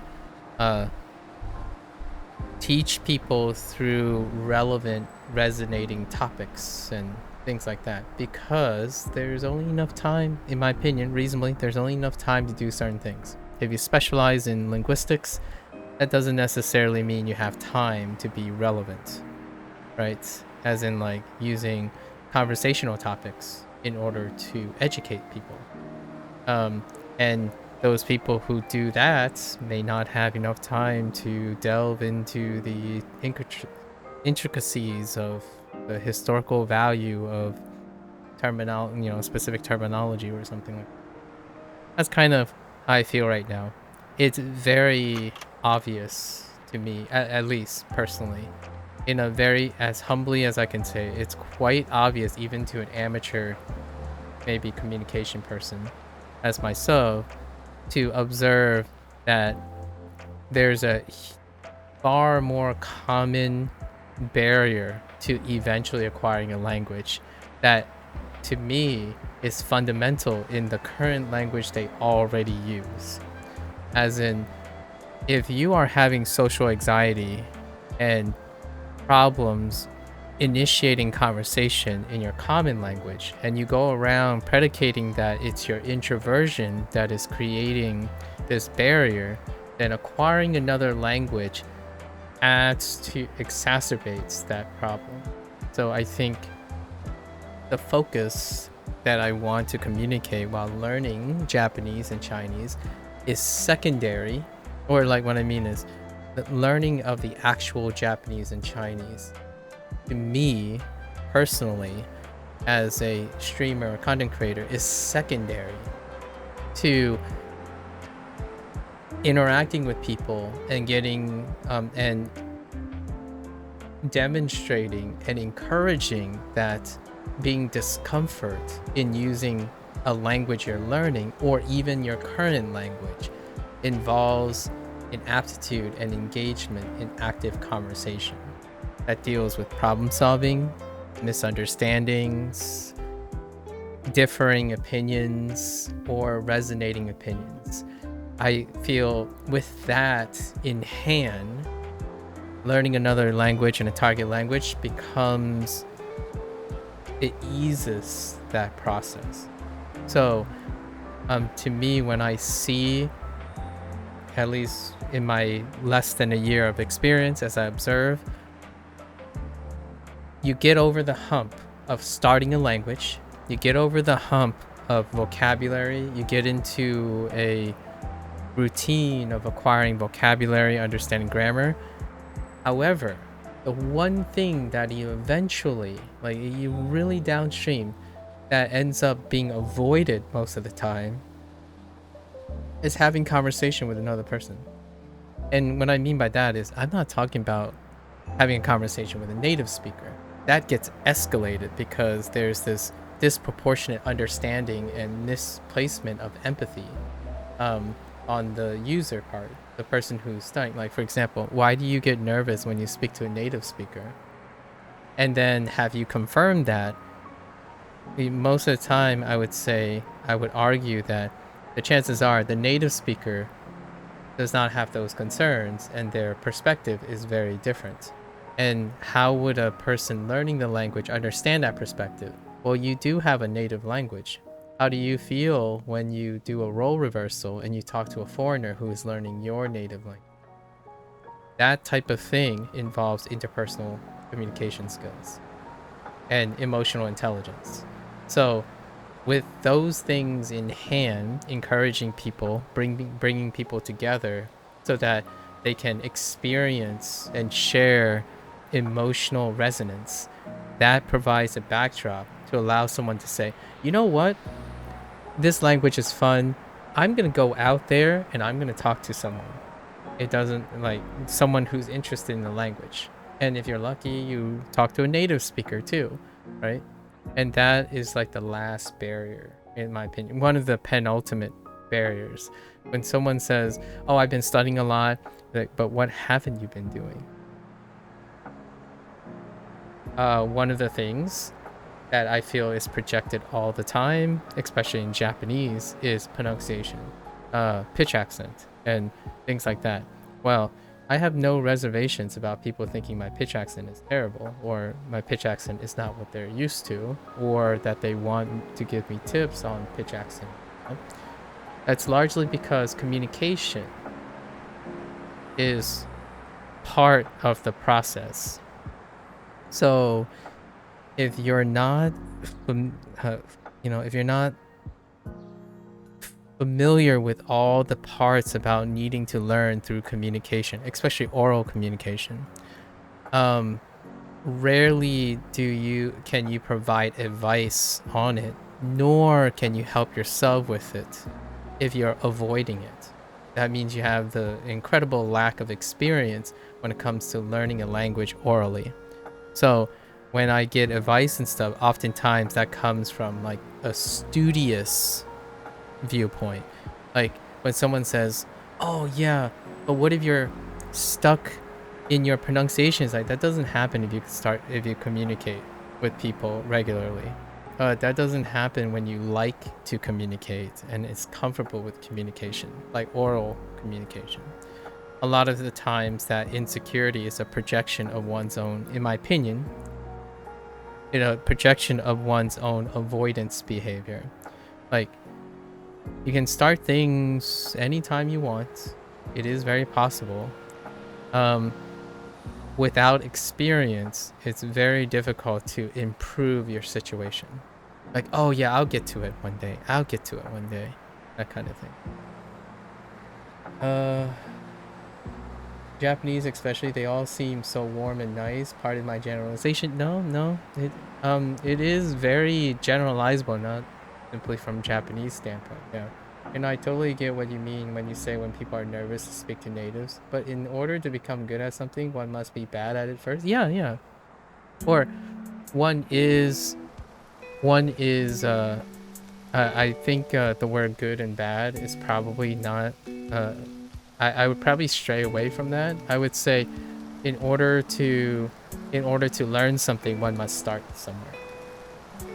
Right? In order to improve, one must begin at some position. That beginning position is not bad. It's a beginning position. And the improvements in the later position is not any better. It's a difference, right? Like, so instead of saying it like that kind of emphasis creates that nervousness. Like, you want to be good before you start. You want to, because if you start, it can be bad. Like, well, start is being good. Like, if you can start, that's very good. And if you can improve, that's better. As opposed to when you start, you're bad, and when you improve, you're good. Like, in my opinion, then if you start at being bad, it doesn't remove the nervousness and the problems associated with it. For those who struggle with starting, I don't mind it, and probably you don't mind it, saying that, oh yeah, you have to be bad at first, right? You must be bad at first, and we're comfortable with that. However, if you tell someone who don't want to start something and have a fear of being bad, then they won't start anything. As opposed to saying, it's expected that one has, it's good that you got started. That's awesome. Like, you want to make starting be very appealing. So my conversation often with people who have trouble starting things is, hey, look at all the things you could be enjoying, or look at all the things you have to look forward to if you start, right? Start now and you get to do this thing. Start, give them a way to want to start something. At least that's my opinion. Just as a commentary on the whole bad and good thing. And we know that people are quite, you'll find people that are quite warm about things. And also, without saying too generalized, there will be bad actors. There will be people who have poor timing and whatnot. The idea is that's not everyone. The irony is generalizing works, and then degeneralizing also works. So assuring someone that they will have both up and downs with interacting with someone while learning a language makes it so that, hey, that person, he didn't want to hear your botched pitch accent, but this person don't mind it at all, that kind of thing. And that to me gives the groundedness of telling a person, like, don't feel betrayed if you bump into someone who doesn't like your pitch accent. There's also people who really like your pitch accent. Actually, here's my little thing with English. When someone tells me like, oh, I'm so sorry, like, English is my second language. It's like, maybe the way I write is kind of weird, or if I spoke to you, I sound kind of weird. It's like, no, I actually think it's great that you sound different from me. It actually makes it more interesting for me. Tell me about your thing so I can learn in the future. When I hear this accent, I can know where your English came from, right? That kind of thing. I suppose it's just generally better to have a mindset focus on positivity and positive terminology. Usually.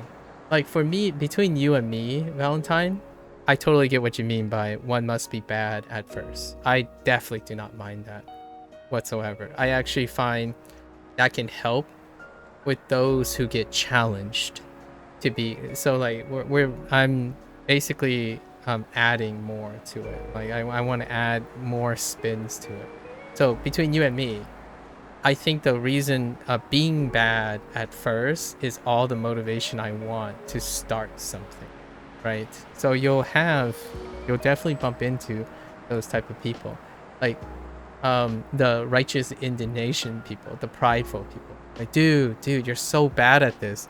And then the next thing they do is they start it and then get good at it.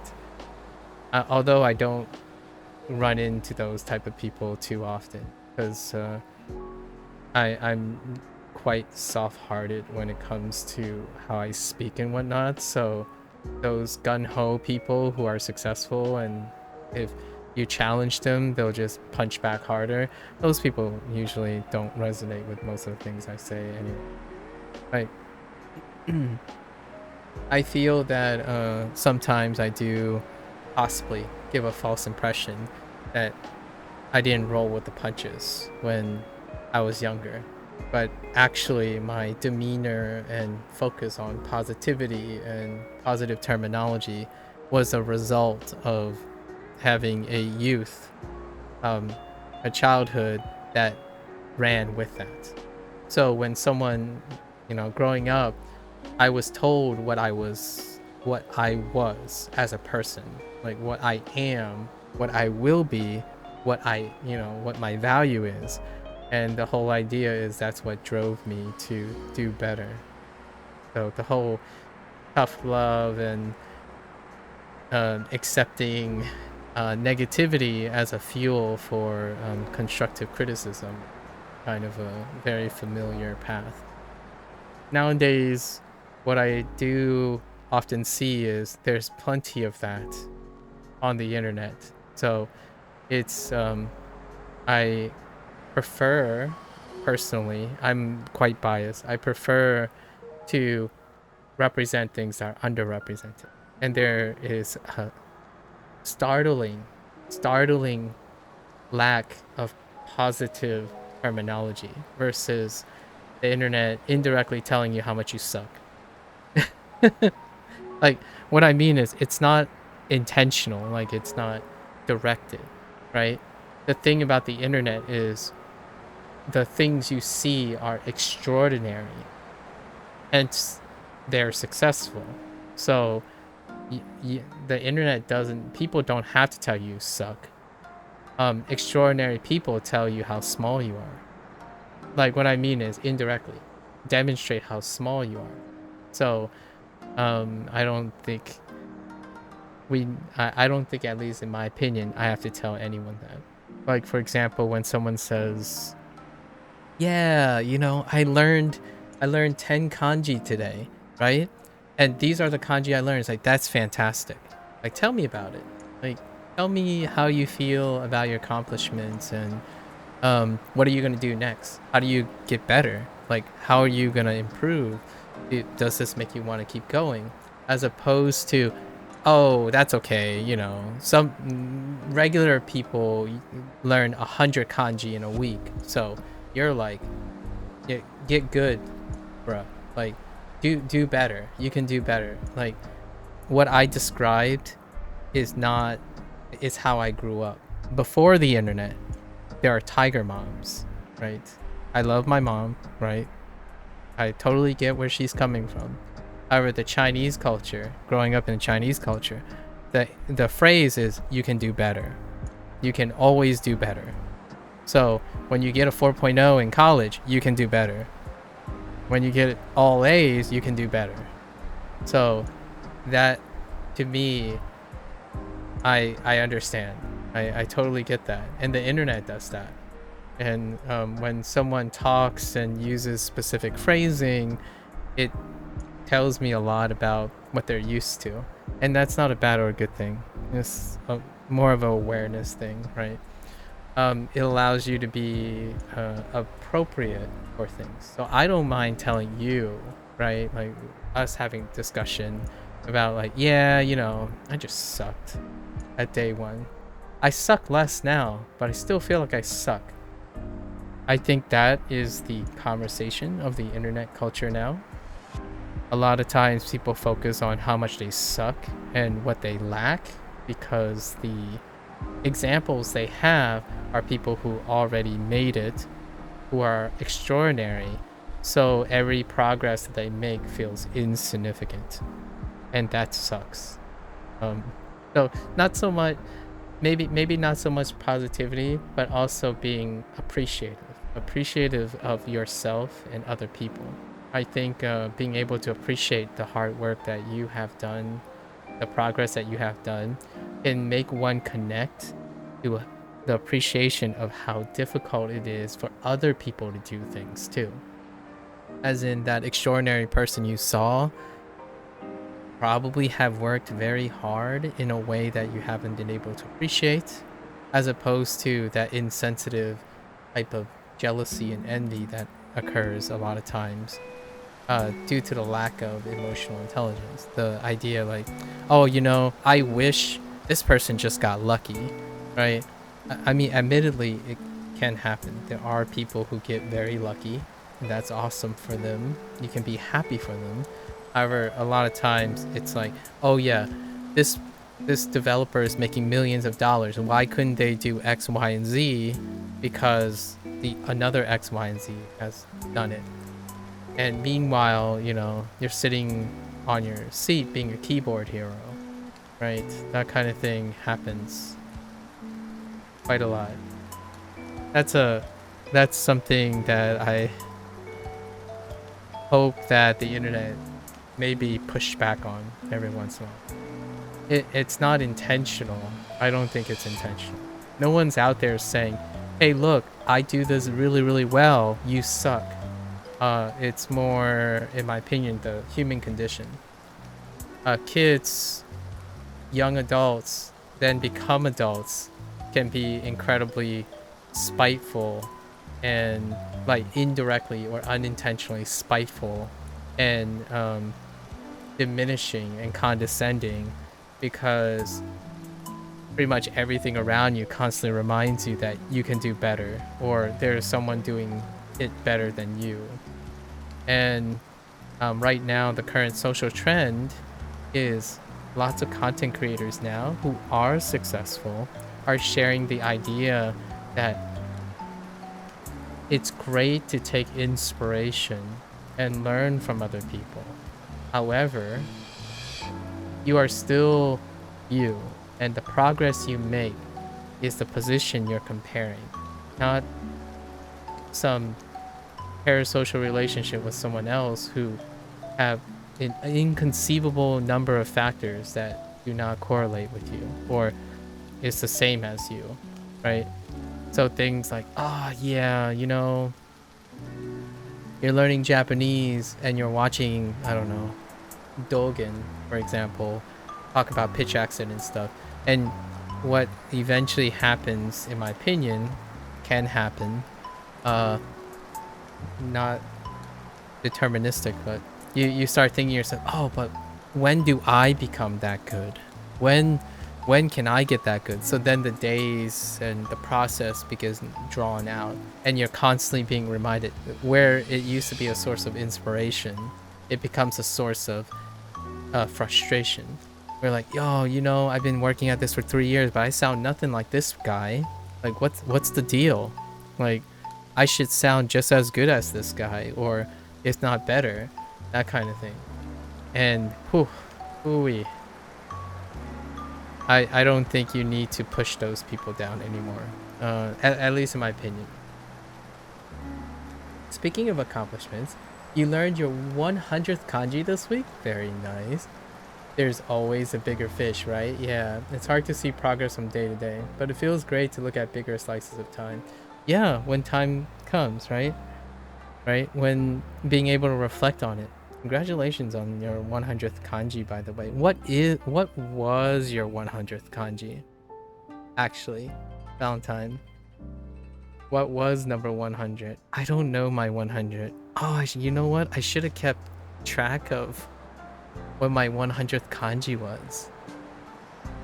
Or like different numbers of kanji. Yeah, I have no idea what my 100th kanji was. At the very moment, ooh, maybe I'm close to my 500. I'll have to count up and see, and we'll do a fun little thing with that. Oh, you have a kanji that I don't even have. Is that something to do with going somewhere? Probably not, right? Which kanji is that? How was it used? I don't even know what that kanji is. So you're teaching me a second kanji today.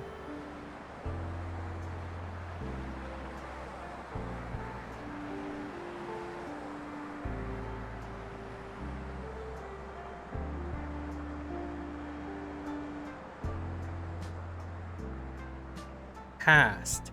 Oh, I do have that kanji. I haven't written it yet though, but I do have. I know what context. Kyonen. Kyonen is probably what you got it in. Kyonen last year. Yep. Okay. Yeah. I saw that written by someone else. Kyonen. 去年. 去年 is also the same. So, I forgot that's also a use. Yeah, it's the same in Chinese. So when you said past, immediately I thought of Chinese. So, kyonen. It's the same in Chinese. 去年. Last year. Interesting. Yeah, kyonen. Very nice. Very, very nice.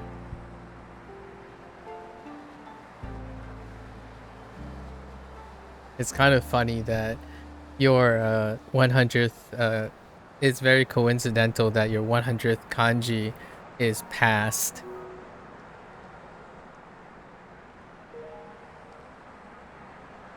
I look forward to celebrating your 200th and your 300th and so on. Number goes up, feels good. I don't remember what this is. Let me see. Oh, oshare. Oh, kutsuya. Oh, I know. Uru.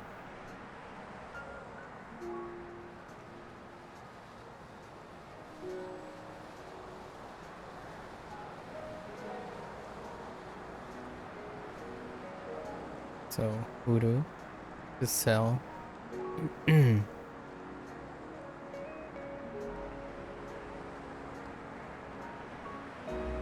Oh, fukuya.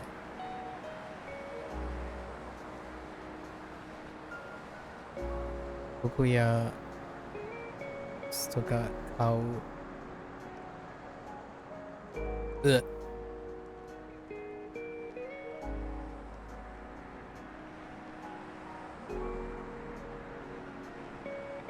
Cow. Stomeru. Stomeru.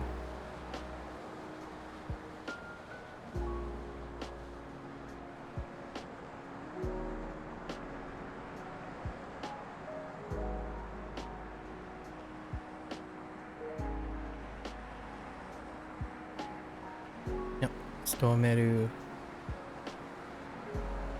And Hawaii. Hawaii.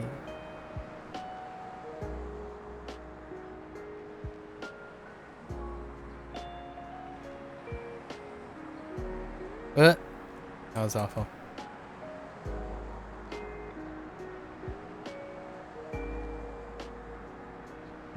Alright. Yeah, no problems here. We got an easy set today. I'm pretty good with this. So we're gonna change gear. And change gears now. Not bad, not bad.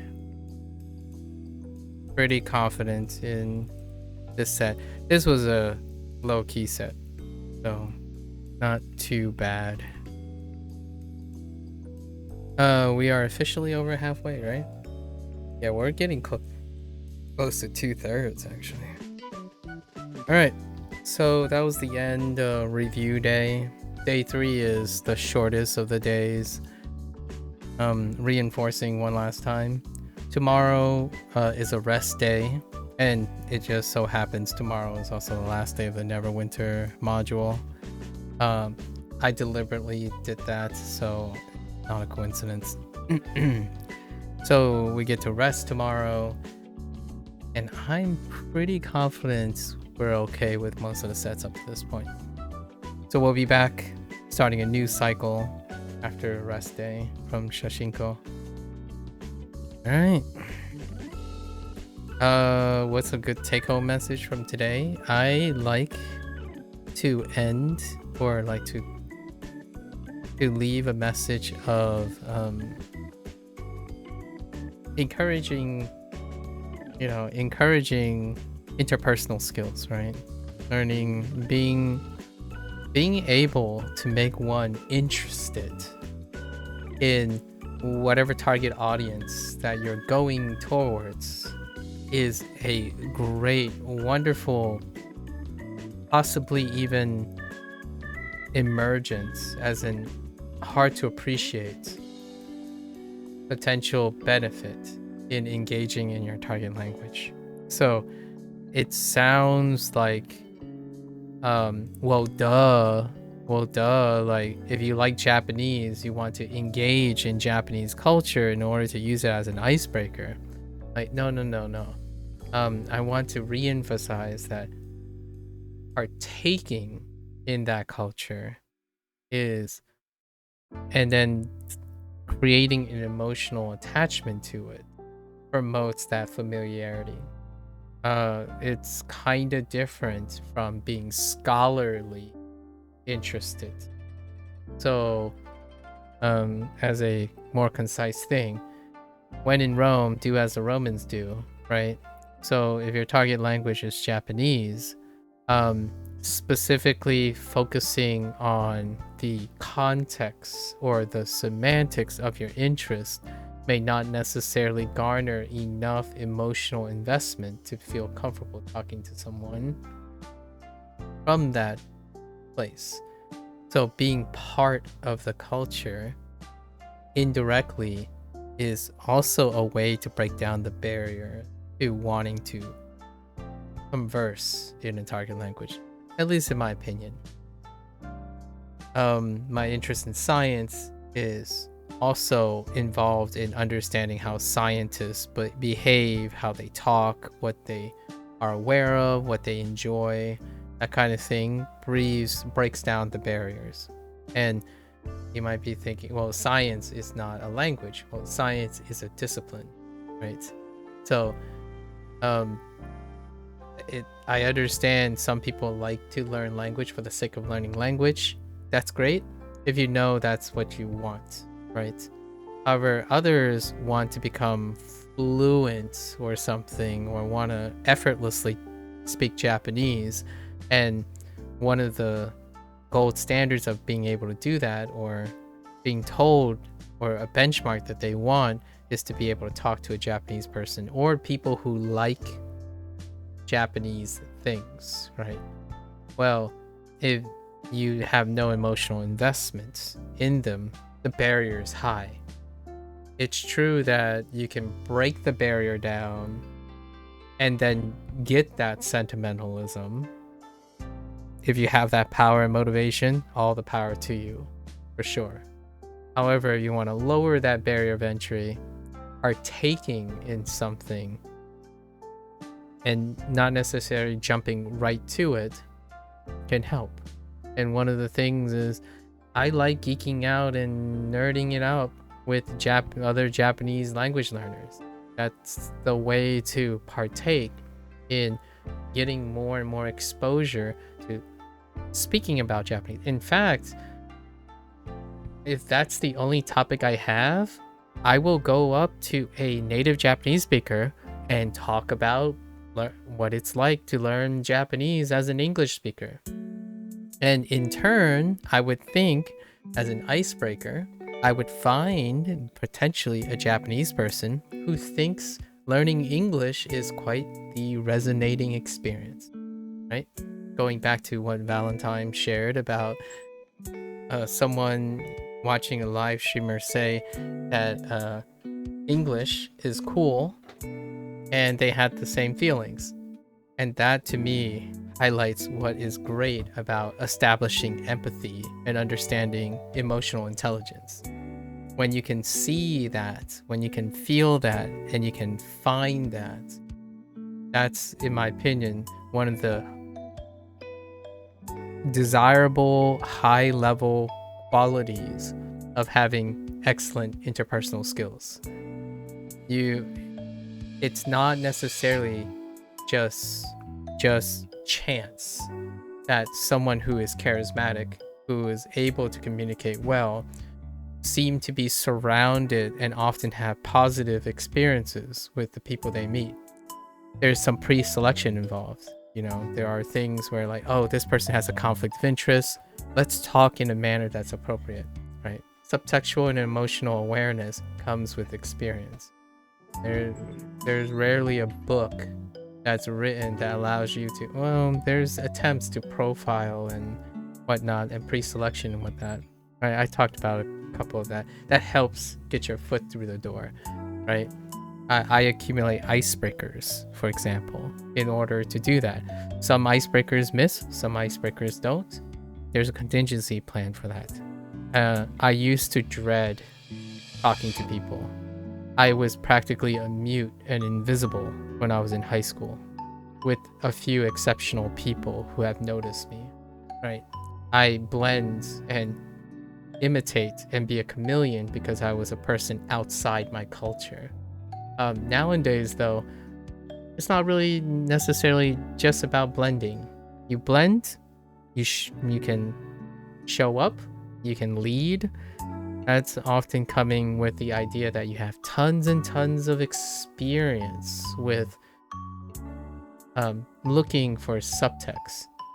How do you get someone to not, how do you get someone to feel comforting or be comforted, etc., right? How to ask for help against many types of people.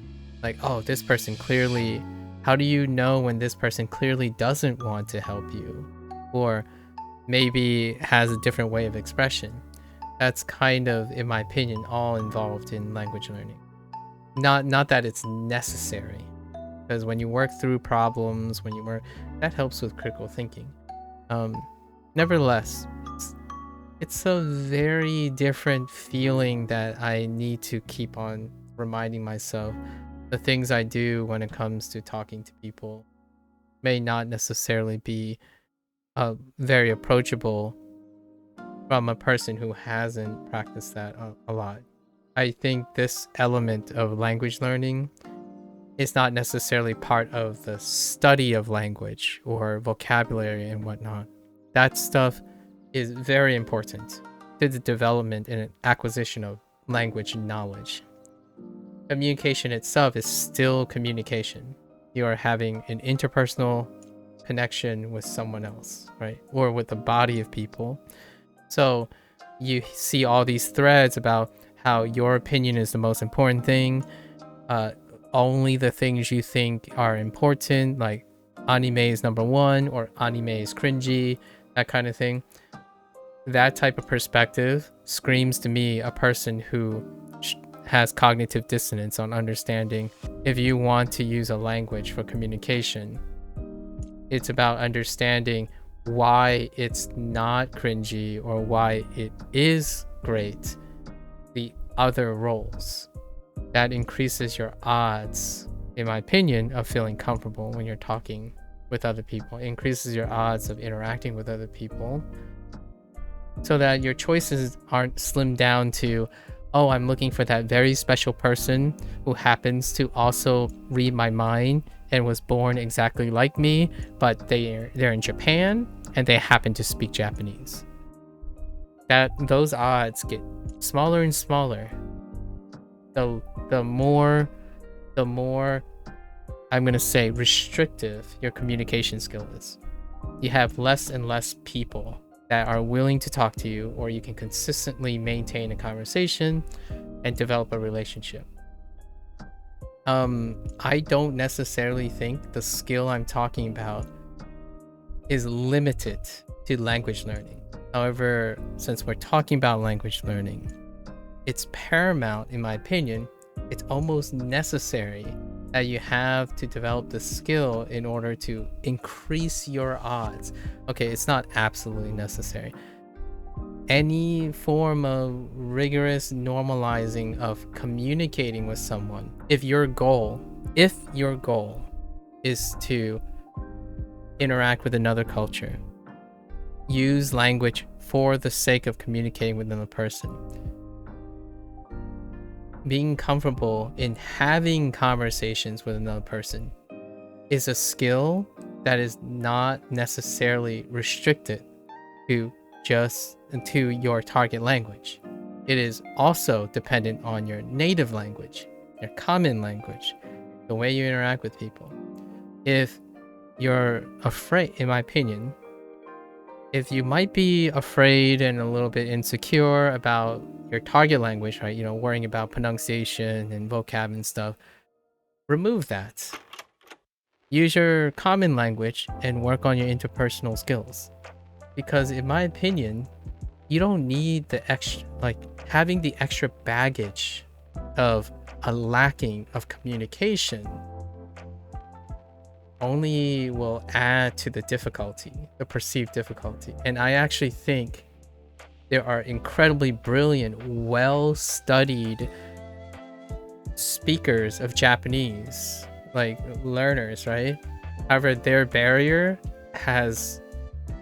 it's kind of related to the actual knowledge of Japanese. However, it's more the lack of communication skills, interpersonal skills. I think they are well able.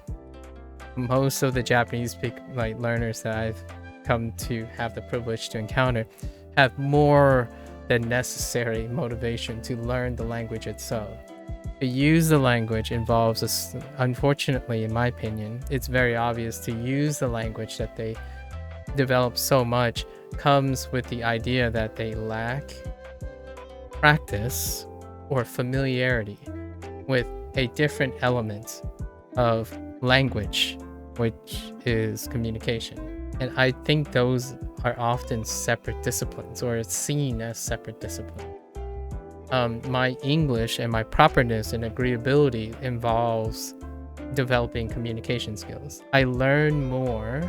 This is ironic because, this would be considered ironic largely because the gold standard for learning a language is to interact with other people. The barrier is that, do you interact with other people whether it's not your target language? Do you interact with people in your native language?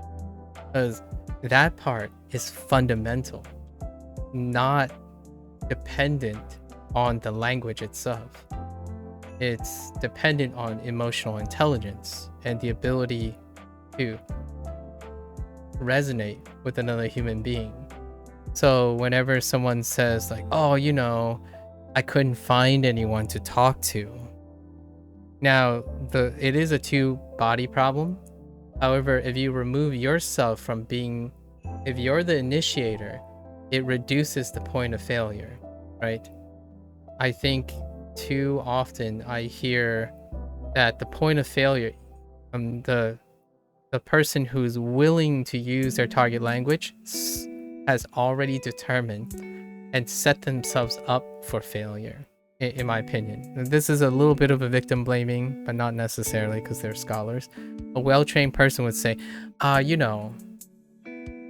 just get really, really nervous talking to another Japanese person. Dude, you spend 2 or 3 years learning Japanese. Go out there.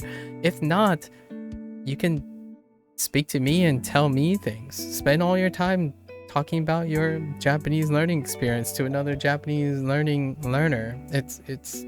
It'll help them. You'll get used to it, and then go and talk to another person, like a native speaker, about your journey. I'm sure then you can use that to relate and ask them, what was your English learning journey like, right? That's kind of a way to break the ice. And that, to me, if you start, it's easier said than done. It's an emotional journey, right? I say these things like they're very easy. I'm not prescribing them. It's very difficult if you're not emotionally prepared. And that emotional distress and discomfort is largely, in my opinion, contributed to the idea of being inexperienced in talking with people, regardless of the language. So if you're saying you're nervous to speak to a native Japanese speaker, I would say, are you nervous in general? to talk to people. And some people convince themselves, no, they're not. It's like, well, how many friends do you have? Do you talk in public? Do you go to a meet and greet and talk to anyone and not using the target language? And your first response would be, oh no, I'm an introvert. Like, I avoid having conversations in very populated areas. I avoid taking strange, I have trust issues and stuff. Well, what I would glean from that is I think you have a potentially misunderstanding on how normalized you are with being able to communicate with a stranger. And that is a major barrier when you switch to a target language. That target language escalates and compounds the lack of proficiency that you have. I have no problems admitting that I don't know everything, and I actually use that as an icebreaker a lot of times. Like, sumimasen. How do you eigo onegaishimasu, right? That's how you go about it. Like, I literally can imagine myself saying that right away, right? And you might be thinking, oh, but you'll embarrass yourself. Like, no, because I know that if I make the attempt, it is highly more likely that the other person, due to their my understanding of their culture and how I interact, that they will understand that I'm trying my best, and that's where it all starts, right? It is a natural starting place. So I have no problems saying sumimasen right here and now, and then have like 10 or 15 people say, oh dude, your pitch accent is terrible. It's like, all right, that's fine. You did you know what I said? That's kind of the idea. Like, the difference between someone who's projecting how terrible they should feel or would feel if they screwed up saying sumimasen, and me, I don't feel that. In my opinion, I feel like I'm trying, and it's a great place to start, and it will attract people who want to help me, and I get to choose if I want to interact with them, not the other way around, where you wait for some magical person or wait for the most opportune moment to use your target language. That, in a nutshell, is probably the take-home message. When you're waiting on something when you're waiting to do something, you're waiting to start something, and it's upsetting you that it hasn't started, that is attempting to wait to win the lottery. You're not, in my opinion, one is not being proactive. If it doesn't frustrate you, perfectly all right.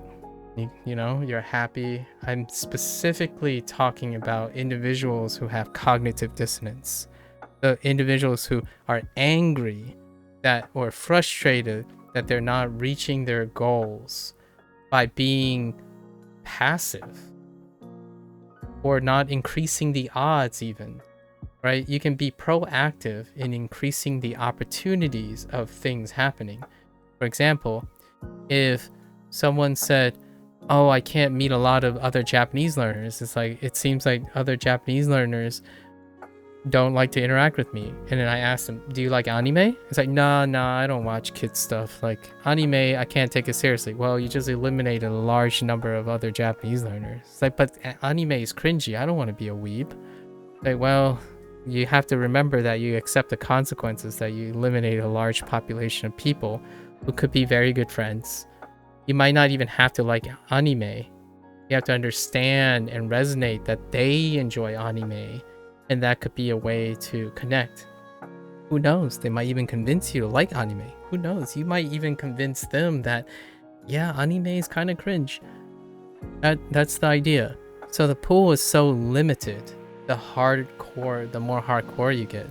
Like, someone who says, I take Japanese learning super seriously, so I like people who have perfect pitch accent or focus on pitch accent. Well, you just eliminated like 80 70 to 80% of the pool of people you can interact with. Understand that that is part of the reality. It's a step back, taking a bigger perspective. If you feel like no one understands you while your journey in language learning, it can be twofold. You either chose to only interact with a certain number of people, or you limited your pool of resonance to the point where no one can interact with you anymore. So I literally met a person who said, oh yeah, you know, I can't seem to have a relationship with someone because all the relationships I had, people are just obsessed with me. And I'm like, I beg to differ. In my opinion, it's more like you're obsessed with yourself, and the only types of people you attract are those type of people. Like, it's a two-body problem, you know? It's at least two people problem. That's part of interpersonal skills. Communication is a big part of that. How you express yourself, how you negotiate things, how you use your nonverbal communication. That stuff is part of learning a language if you want to use it. I've met people who only want to use Japanese to like consume anime and manga. They're perfectly happy. You know, they enjoy it. It's not my place to say, oh, you could leverage that and do other things with it. I would try to encourage that because it could open new opportunities. However, those who are upset that, you know, luck doesn't seem to find them, are not proactive in increasing the odds. That's one proactive way you can do it. Increase your interest in more things. It increases your odds of serendipitously encounter someone of interest. A personal favorite of mine, I try to increase my various skills and things so then I can bump into people. That's what I mean by I maximize my opportunities. That's a personal favorite of mine. The alternative is to invest yourself into those communities or any community, as challenge yourself to want to do that, and you can proactively affect your outcome. And that's kind of, I would say, 3 or 4 pillars of being an effective communicator. Being able to express yourself not necessarily accurately, but sufficiently, and being able to adapt that sufficiency to many things. I think if you have that skill and you know what I'm talking about, it's largely why I'm not so concerned about eventually learning how to use Japanese or eventually learning how to use Chinese, because it happens. It's actually part of a byproduct of being a communicator. If you communicate and you bump into people and you surround yourself with people that do the same thing and you have no problem relating to them, effectively you're going to learn in that regards. So this stuff that I'm doing with Shashingo and soon to be Duolingo is actually the least interpersonal skills that I've ever used in a very long time. It reminds me when I was a kid. It reminds me when I'm in middle school, high school, early college, where you don't really even need to interact with anyone other than your teacher. Actually, sometimes you don't even interact with your teacher. I'm going to be pretty real about this. I think the most successful students actually end up interacting with their professors by the time they're juniors or seniors, because those classes become very specialized. Before then, there's an apathy to human connection. Humans are the source of your knowledge and information. Humans make and post content on the internet. The content itself does not tell you you've done a good job. The content itself does not give you a connection that involves improving your communication. So, okay, one could argue AI, maybe, I don't know. AI is predicated on human behavior, so it's sampled on human behavior. We'll get into that in the future. Maybe technology will change my mind. But for me, go out there, try to establish, I highly encourage people to establish connections with other people. Your gold standards are not ideals that you can build on. Trying to think that people are going to fit your ideal interaction is someone who has to be very, very okay with being alone and uncompromising, right? If you're thinking to yourself, oh, I'll just wait till Japan to bump into my roommate who happens to love an English lover, who treats you like a non-foreigner, and all those conditions, that's not, to me, that's one of the fundamental fallacies or logical fallacies about developing communication skills. Communication skills involve knowing that the person you're going to talk to will have things you disagree with, things you agree with, weird things and not weird things, etc. And if you have the skills to feel comfortable, like, oh yeah, it doesn't matter who I talk to, I will be able to talk to them. That, to me, if you can say that and do it, I think we're on the same page. Otherwise, I will continue to nonchalantly try my best to get people to feel that way.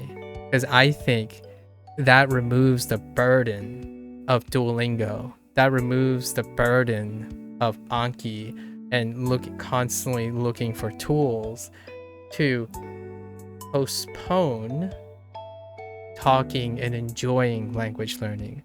Like, you want to talk about language learning, not complain about it and wish it was something it's not. For example, wish that learning Japanese took 1 week. Wishing that Japanese is automatic if you move to Japan. It's not. I'm going to be really, really strong about this. Immersion does not automatically make you intuit a language. I lived in a household for the first 18 years of my life with an exclusive language. That does not make me any more competent than when I started learning how to read Mandarin 100 days ago. So it's an interpersonal thing. And it's also an intrapersonal thing as well. We didn't even get to the yourself situation, your relationship with yourself. This is a combination, right? It's a combination of understanding yourself, what skills you have, and how they frame and interact with other people. Go out there, talk about it.